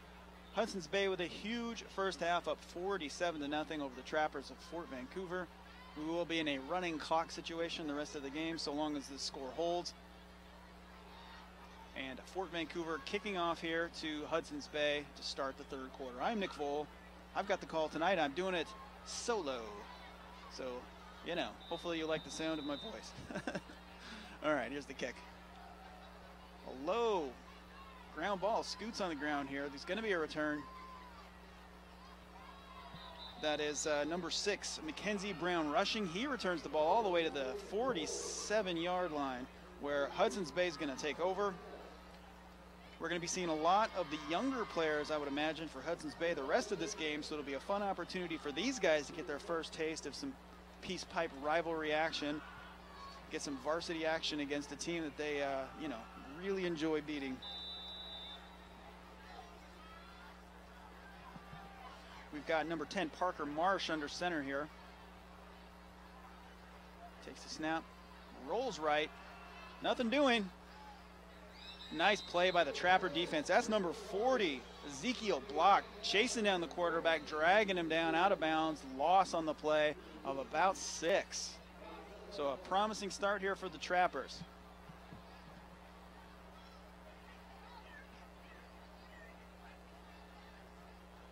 Here's the replay here. Marsh rolls out trying to find somebody. Block right on his hip. Nowhere for Marsh to go. And it's going to be second down long. So this time Marsh out of the shotgun. 3 receivers wide left. Here's the snap. Marsh taking heat, goes down. More penetration there by the Fort Vancouver defense. This time looks like it was James Durr on the tackle. Big sack there for the 6'2" junior lineman. You're going to watch Durr here on this replay burst through. Nowhere for Marsh to go except down. So a long third down here. It looks like it's about 3rd and 20. This time under center in the I formation for Marsh and Bay. Drops back to pass. Here comes the heat. Screen pass. Stumbles and falls. That was number 34, Andrew Guevara. We saw a little bit in the first half. The screenplay drew in the defense, but Guevara couldn't stay on his feet to try to advance that football. So it's going to be 4th down, and we're going to see Hudson's Bay punt. Kind of a little shovel there, just kind of trips over his own momentum there. Can't quite turn his hips around, and Guevara goes down. All right, so here's something we haven't seen a lot tonight. Hudson's Bay's punt team. Good snap. High, booming kick. That's a good punt there. Takes an Eagles bounce. The Fort receiver there, number 2, Sean Minta, just lets it go. Hudson's Bay downs it around the 17-yard line. So a long field to go here for the Trappers against what is likely going to be Hudson's Bay's second-team defense. So we're going to see if the Trappers can get some momentum here that they weren't able to get in the first half. As we talked about, one of the new focuses of the new coaching staff this year is teamwork and positive play and positive attitudes. And you can really see it on the Trappers here. Coaches are saying this year some of the attitude problems they had in the past are not present this year. The teammates are supporting each other. So even if they don't have the record they want at the end of the year, they're feeling like this is a positive season because football is a lot about culture. Here's a deep throw into nowhere. Not quite in a catchable zone there.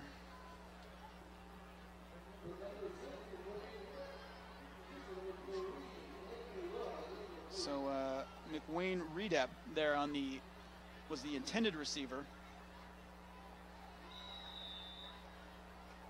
And not quite enough. It looks like he pulled up short. Actually, that was Anthony Wilhite, the intended receiver. Wilhite sort of pulled up short there. He might have had an opportunity. I'm not sure if he didn't see the ball there or what. And Narvasa made a pretty okay toss there, and his line is doing a much better job since the first quarter of giving him time. This is Lawrence around the corner, nearly breaks it around. Picks up about 2 yards on the play. Defensive player grabbed him by the jersey and was able to slow him up just enough for a little help to come. And Lawrence showing some moves here on the ground.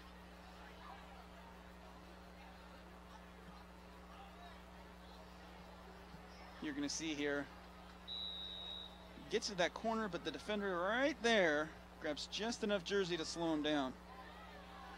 You can't make an arm tackle on a guy like that yourself, but if you can slow him down, team tackle there, prevent the big play. So it's 3rd down and about 8 for the Trappers. Narvasa out of the shotgun here.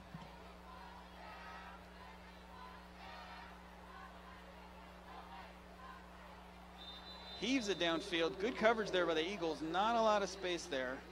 That pass intended for Austin Real James. And it's going to be 4th down for the Trappers. We're going to see likely another punt here from the punting team. Darius Shear back to kick this one away.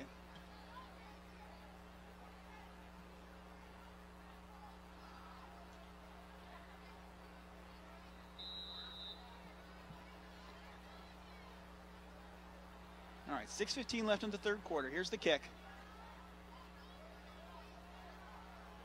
The Eagles going to let this one bounce Trappers will down it there right at the 50-yard line. Looks like actually the 49 of the Trappers. McWayne Redep downs it right there. So the Eagles are going to take over on the Trappers' 49-yard line. 5:52, 5:50-ish roughly here to go in the ballgame. Again, this is a running clock, so these third and fourth quarters are going to go pretty fast. And Redep right there. Maybe could have let it bounce a little more, but not a bad decision there to just down it. All right, I formation here for Hudson's Bay. Marsh with the handoff. That's a big hole. Ooh, big hit out there by the Trapper defense there. That was Guevara on the carry. About 8-yard gain there. So I'm willing to bet here we're going to see a lot of Guevara here on the ground as Bay tries to grind out this clock. Bring home this peace pipe victory. You can see Runkle there, another solid defensive play. We've seen him on special teams play well tonight. We've seen him on defense play well tonight. So great peace pipe game so far there for Tyler Runkle, the junior, number 81. Bootleg right here. Flips it out high, overshoots his receiver there. Isidro Flores, the intended receiver there, Parker Marsh, just flips it a little bit too high over his head. We've seen that play a few times out of the Eagles today, trying to get that defense in motion and get confused. It's worked for a touchdown at least once, but not on this play. So that's going to bring up a 3rd and 2 situation for the Eagles. 2 receivers down on the right, 1 on the left. Got an up back and a halfback. Oh, looks like some motion up front there. I think the officials are confused. I don't see a flag. I heard a whistle.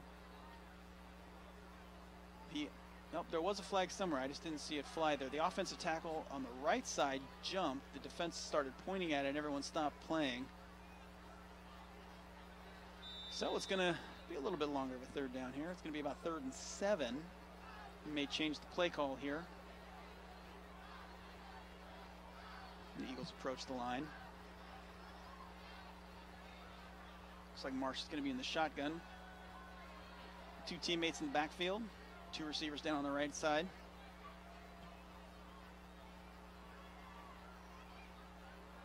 Takes the snap. Rolls to his left. He's got some daylight. He might get there. That's going to be a 1st down for the Eagles. Smart play by Marsh. Didn't have a receiver. Had one-on-one on the outside against Runkle. Made a move and got that 1st down. Not the play they drew up, but it's certainly the play that'll get him the 1st down. Great play there by Marsh. Watch as he rolls out left. He feels a little pressure and then looks up, and there's Runkle, only man there to tackle him, and Marsh makes a cut and gets past him. So it's going to be 1st down and 10 for the Eagles here on about the 30-yard line. 2:45 left to go here in the 3rd quarter.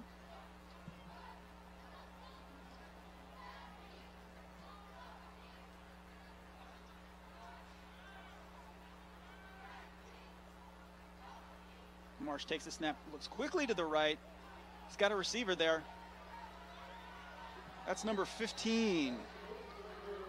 Akalatoa Kawamatule with the reception there. Dangerous play there by Marsh because the defender jumped the pass. Luckily for Marsh, he put just enough underneath it to get it over the hand. Watch this right here. Almost a good play there by the defender. But Bay makes it happen. But interestingly, that's Sean Minta almost picked that off and then actually came back all the way to make the tackle. Back to live action there. That's Guevara to the outside on the right. Picks up a couple of yards.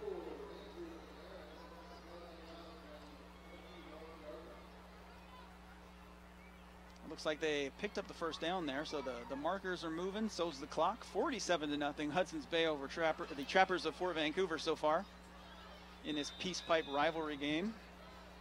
You can see Guevara here. Not a lot of real estate, but gets just enough there.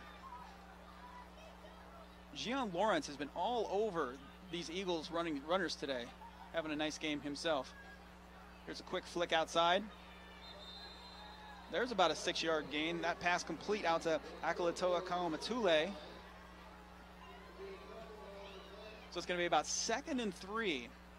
The Eagles really executing well in all these little simple out patterns, getting themselves 5, 6, 7 yards, making the second and third downs a lot more attainable, keeping that ball moving. Under a minute here in the third quarter.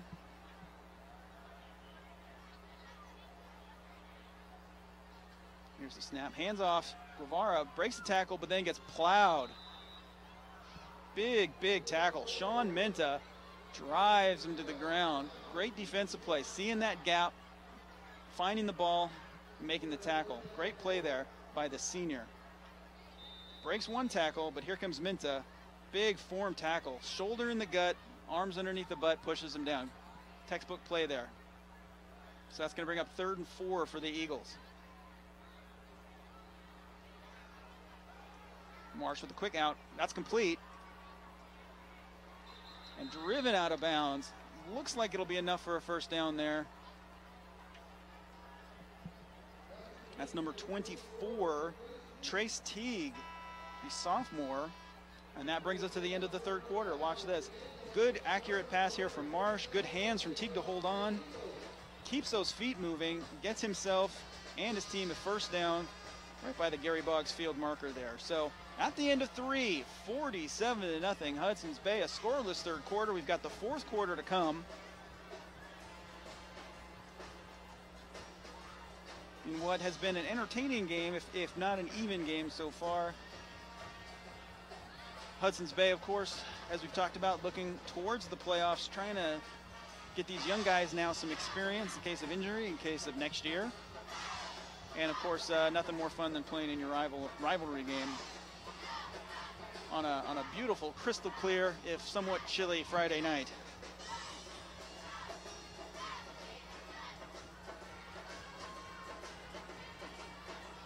You know what? This isn't the only broadcast tonight. We've got a second game, Skyview versus Union, in a huge game tonight.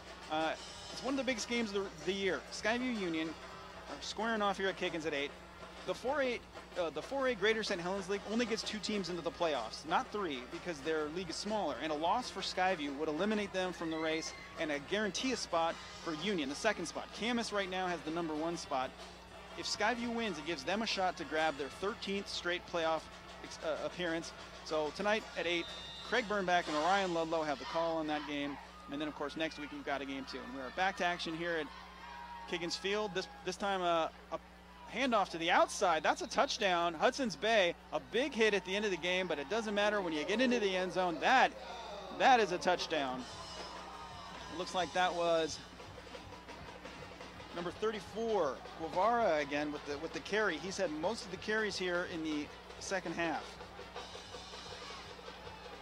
So Andrew Guevara showing that he can move the ball just as well there as Cadiz and Teague. Takes the handoff at the 11, breaks it to the outside, finds that hole. Big hit there, another big hit by Minta, showing he can really tackle. But it's in the end zone, so it's a Hudson's Bay touchdown. So 53-0 Hudson's Bay.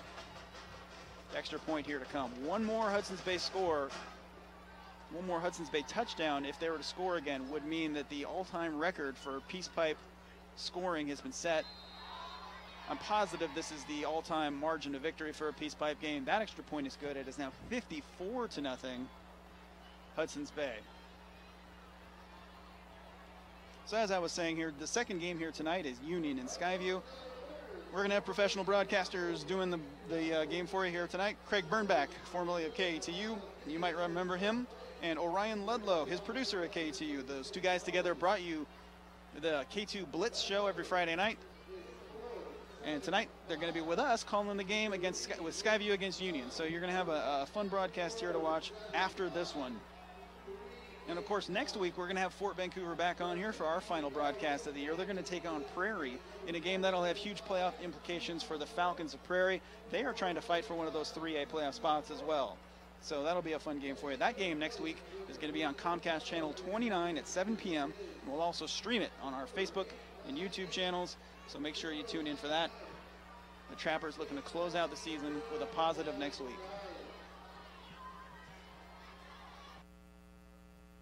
Trying to close out this game on a positive note as well. Just under 12 minutes here left to go in the game. Of course, this is senior night for the Eagles, so they're pretty excited to go out on a game like this in their last home game of the year. And here's a kick. A low line drive. If that goes out of bounds, that's going to be a flag.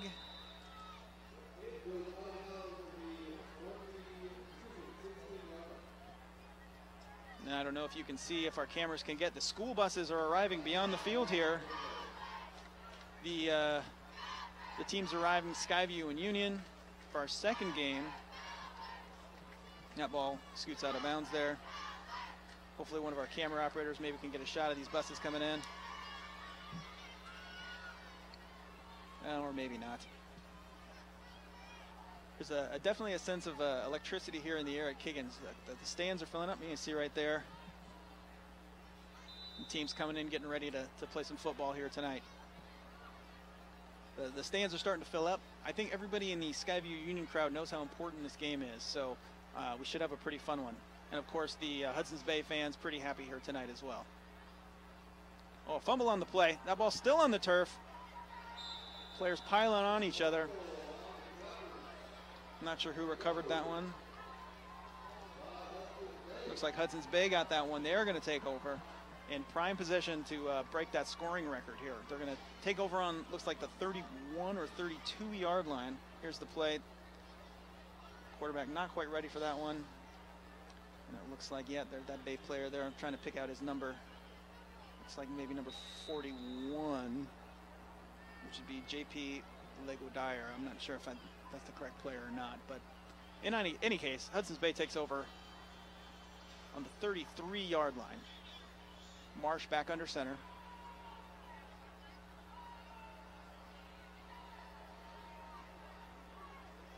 Nowhere to go here. Great team tackling out of Fort there. Andrew Guevara tried to break that one around the left-hand side. Fort Vancouver was having none of it. They swarm him, pull him down all the way back on the 39 yard line.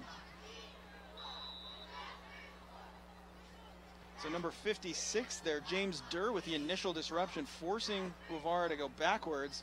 His teammates catch up, and the play is over. So Hudson's Bay on the left hash mark here. Two receivers upright to the right. Marsh out of the shotgun. Quick pass out to the right. Wide receiver screen, picks up about 4 yards or so. Nice tackle there by the defensive back. Plays like that put a lot of pressure on the cornerbacks, because it's a one-on-one play if the block is good. So the block right there is good, and then in comes number 7, Nick Hawk, with a tough tackle there. Pulls the guy down, only giving up a couple of yards, forcing Hudson's Bay into a long third down here, about 3rd and 12. Looks like some movement up front. We've got a flag. Looks like the defense went first, but if they didn't break the line of scrimmage, they didn't. It's going to be a false start on Hudson's Bay. So a long third down just got a little longer. It's going to be about 3rd and 17 from the 40-yard line. Looks like you can see some Skyview players there arriving for their game.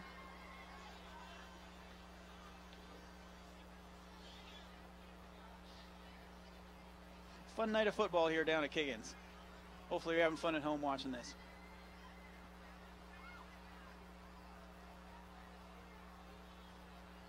Marsh hands off to Guevara.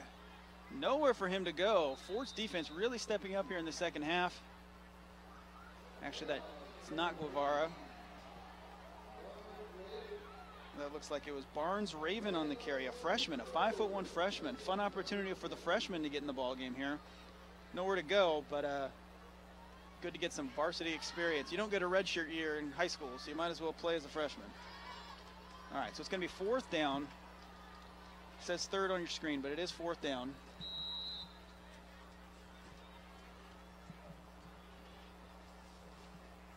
And here comes the punt. High, short punt. hits the 20, takes a Hudson's Bay bounce, bounces about the 10-yard line before it's down. So a long field to go here for the Trappers. 7 minutes to try to get some points up on the board.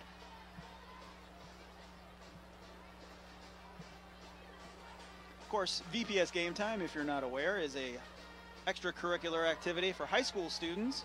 Most of the students on our crew tonight are in high school video production programs, and every person at a key position, except for me, doing the announcing, is run by a student. So our director, our camera operators, our, there's Union coming in there, our instant replay guys or gals, whoever's running it, our graphics people, they're all students, and they're learning how to be broadcast professionals, and they're doing a pretty good job here tonight, if I do say so myself. So, you know, when you're watching this, remember that these are kids, and, you know, this is the future of broadcast sports right here. So the more you know. All right, back to action here. Here's Lawrence trying to break free.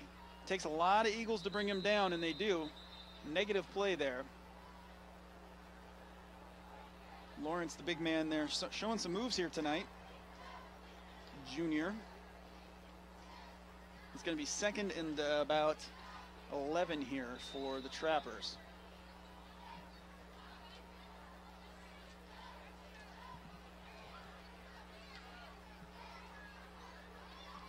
Two receivers out wide on each side. Lawrence again stood up after gaining a couple of yards. We do have a new quarterback in the game, by the way. It's Devin Turner, a 5'11" freshman. So Turner getting some important snaps here. And we've got a timeout for Fort Vancouver. So, you know, there are no plays off. I mean, these guys are trying to learn, trying to improve. See the big crowd here at Kiggins tonight.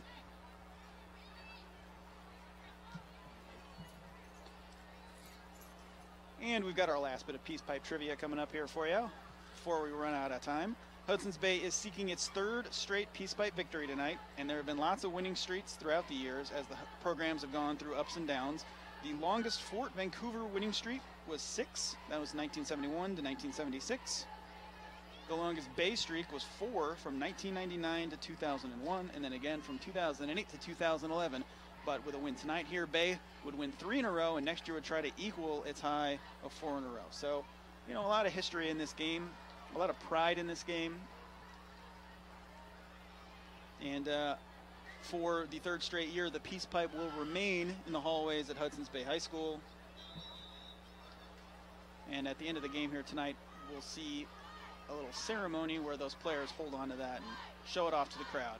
Here's Lawrence up the middle, big run. That's going to be a first down. He's still on his feet, rumbling to the outside, all the way up the sideline to the 40-yard line, nearly about the 37-yard line. Big run from Lawrence. Big holes there from his offensive line. First down, Trappers. And nobody was more excited on that play than the quarterback, Devin Turner, rushing up to congratulate his teammate after the play. Here's Lawrence. Just try to tackle that guy by yourself. Still on his feet all the way to the sideline. So the Trappers are in business here. First down, 4:40 left to go. And they've got an opportunity to score if they can keep getting first downs here. So Turner out of the shotgun.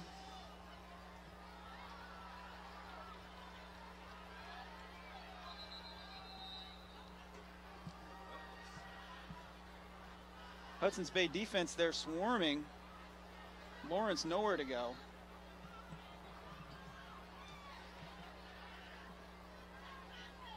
Here's the replay. As soon as he gets that handoff, rather, 3 Eagles all over him. He's a pretty big target, and unless Fort can find another place to put that ball to, it's pretty easy then for the Eagles to key in on Lawrence there. We haven't seen Turner throw the ball yet. He's going to get a chance here. And it's going to be a deep one. He's got a man. Overshoots him. Hudson's Bay gets a hand on it. That ball, I'm not sure who that one was intended for. Maybe Anthony Solers. In any case, it is a incomplete pass. Third down for Fort now. Third and about 11.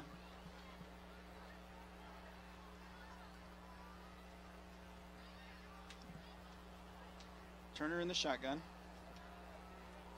Hands off to Lawrence. That's not going anywhere. Eagles swarm him. Take him down. And it's going to be fourth down. We'll see what Fort Vancouver's going to do here. I mean, traditionally you would punt, but the score being what it is, nope, they are going to punt. I wouldn't have been surprised to see him go for it just to get another offensive snap. But it is a smart move to punt here.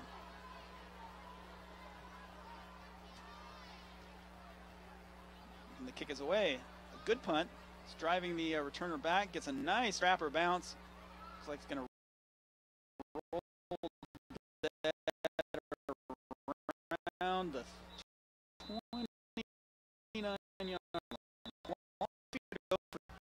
For the last 2 minutes of this ball game, by the color commentator for the next ball game, Orion Ludlow, stepping into the booth with me here.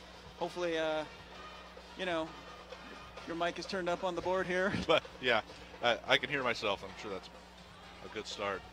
Boy, So, heck of a game here, huh? yeah, you know, the Hudson's Bay has been really efficient on offense and has played some pretty smothering defense. So it's been fun to watch if you're a Bay fan. Not so much if you're a Fort fan, but hopefully if you're a Fort fan, you can take some solace in the fact that your team's playing hard and they're showing great sportsmanship, and you know, you can see little flashes of where they're going to be maybe next year. That's a good tackle. Yeah, we were here 2 weeks ago for the Trappers when they were playing Evergreen, and it was a running clock situation too. But they showed some heart there as well. You know, I've been doing these broadcasts for a few years here, and you know, some Trappers teams in the past, you know, when they get down, they just stop playing. This team is not one of those teams. They keep playing. Their defensive line has been pretty tough all night long, and they show a lot of heart. So, you know, Coach Broussard definitely has these guys moving in the right direction. Yeah, a lot of youth on the team, a lot of youth on the line. I'm sure that we will. I noticed this last 2 weeks ago. I think we're going to see some better days ahead. And so you guys are doing the next game here tonight, Union Skyview. This should be a barn burner. Boy, a lot on the line in that game. A Union win, and they're set for the playoffs. Number 10 Union. But They're 10th in state. right. Oh yeah. And I mean, you know, you have with Skyview, you have a playoff streak that is 11 years long or something like that. So there's a lot on the line for both teams here. Can't wait to see what happens. The rosters are huge. That's something that really stands out to me. I mean, that's a lot of kids come out for both of those teams. I bet they have a lot of talent, and I look forward to it. And that will probably be the last play of the game. A carry there for trying to get a number here. Ryan Hoke, a sophomore. That will be the last play of the game. We have gone final. It is 54-0, a final score. Hudson's Bay takes care of business in its hunt for the playoffs, defeating its crosstown rival, Fort Vancouver, to take home the Peace Pipe. These teams lining up now to congratulate each other. Always good sportsmanship all night long here. We've seen it time and time again. Player gets knocked down, player helps the other player up. These teams have a lot of respect for one another. Don't get me wrong, they like beating each other. But they do have a lot of respect for each other, and they're showing that here with this high five lineup. We're going to stick with you here for just a little bit. We're going to show the Peace Pipe trophy ceremony, but here are some highlights, some second half highlights here. This is the quarterback, Marsh. That's Parker Marsh with the run there. Marsh now with the flip out to, I think that's Antonio Schleifbein. Yeah, look, yep. Oh boy, a lot of room to run on that play. Good hit. And then here's some, that big run out of Lawrence. Breaking tackles, breaking hearts. Here he goes, around the left side. Dragging defenders with him. I really liked watching him a couple weeks ago too. He has some power, and it's neat to see a player who just gets other players just bounce off him. And looks like they're starting to line up here for the Peace Pipe ceremony, as is tradition. senior leaders from Fort Vancouver and Hudson's Bay come out to the center field. The team that loses the peace pipe awards the peace pipe to the winning team in a display of sportsmanship. Looks like almost all the Trappers are out there. Looks like all the Eagles are coming out too. Awesome. You know, this is one of the best things about high school sports. You know, it's a game that doesn't mean a lot, except that it means a lot. You know what I mean? It's a community builder. Yeah, and you know that these kids and their parents, there's been a lot of work for a lot of years, and to get out there on the field, this is such a beautiful place to play. It's such a pro operation. I love it. And of course, I believe the student leadership teams, not just the football players. Oh, and there's the vaunted peace pipe. Great shot there by our camera operators out there. That's Edsel out there on camera. He's getting this great shot for us. So student leaders here from Fort Vancouver are going to hand off that peace pipe in a ceremony to the student leaders from Hudson's Bay High School, who are going to take it home and stow it for another year. This is the 25th win in history for the Eagles of Hudson's Bay. The 25th time they have won this peace pipe. Fort has won it 38 times, and they've tied twice. So what do they do in a tie with the peace pipe? Do they... Oh, there's the transfer. I imagine it's kept in a secure, neutral location until one team can rise. They ship it to Switzerland. Yeah, that's right. That's right. All right, and Hudson's Bay there celebrating its victory. So we do have another game coming up for you here tonight. Yes, Skyview and Union starting in about a half an hour. We have some bonus coverage coming to you live after this game from Mackenzie Stadium, where other games with playoff implications are going on. Tonight it's going to be Battleground versus Heritage. So Battleground looking for its first win in the Greater St. Helens League. Heritage looking to try to make some noise there and get closer to the I think actually, you know what, I lied. There's no playoff implications for that game, but it still should be fun. But there's some pride implications. Oh, yes. So we're going to have some bonus coverage of that for you coming up here in just a little bit. After that, we've also got some news from across Vancouver Public Schools you're going to want to see. So in about a half an hour or so, we'll have Skyview Union. Orion, anything you want to say about that game before we sign off here? Well, I'm looking forward to it because it's really two of the best teams in Clark County in Southwest Washington total. It's going to be a real battle. I expect a close one. I don't think we're going to have a running clock in that one. I think could be down to the wire. So I hope everyone sticks around to watch. All right, cool. Well, we've enjoyed bringing this game to you. I'm Nick Vole. You're watching VPS Game Time. We are going to send it out to Mackenzie Stadium, and we'll be back with you shortly with Union and Skyview.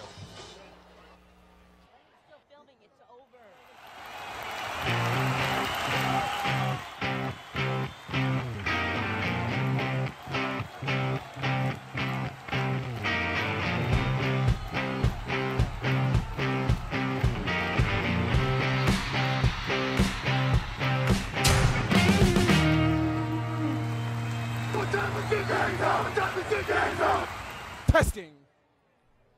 This VPS Game Time broadcast is brought to you in part by the Foundation for Vancouver Public Schools, getting kids to school healthy, happy, and ready to learn.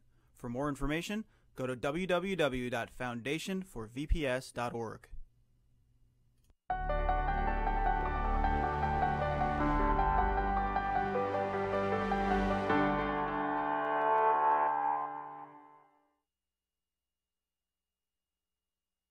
Coming up, we'll get our first look at designs for new school buildings. Plus, a special guest will tell us how kids can get a head start on their future after graduation.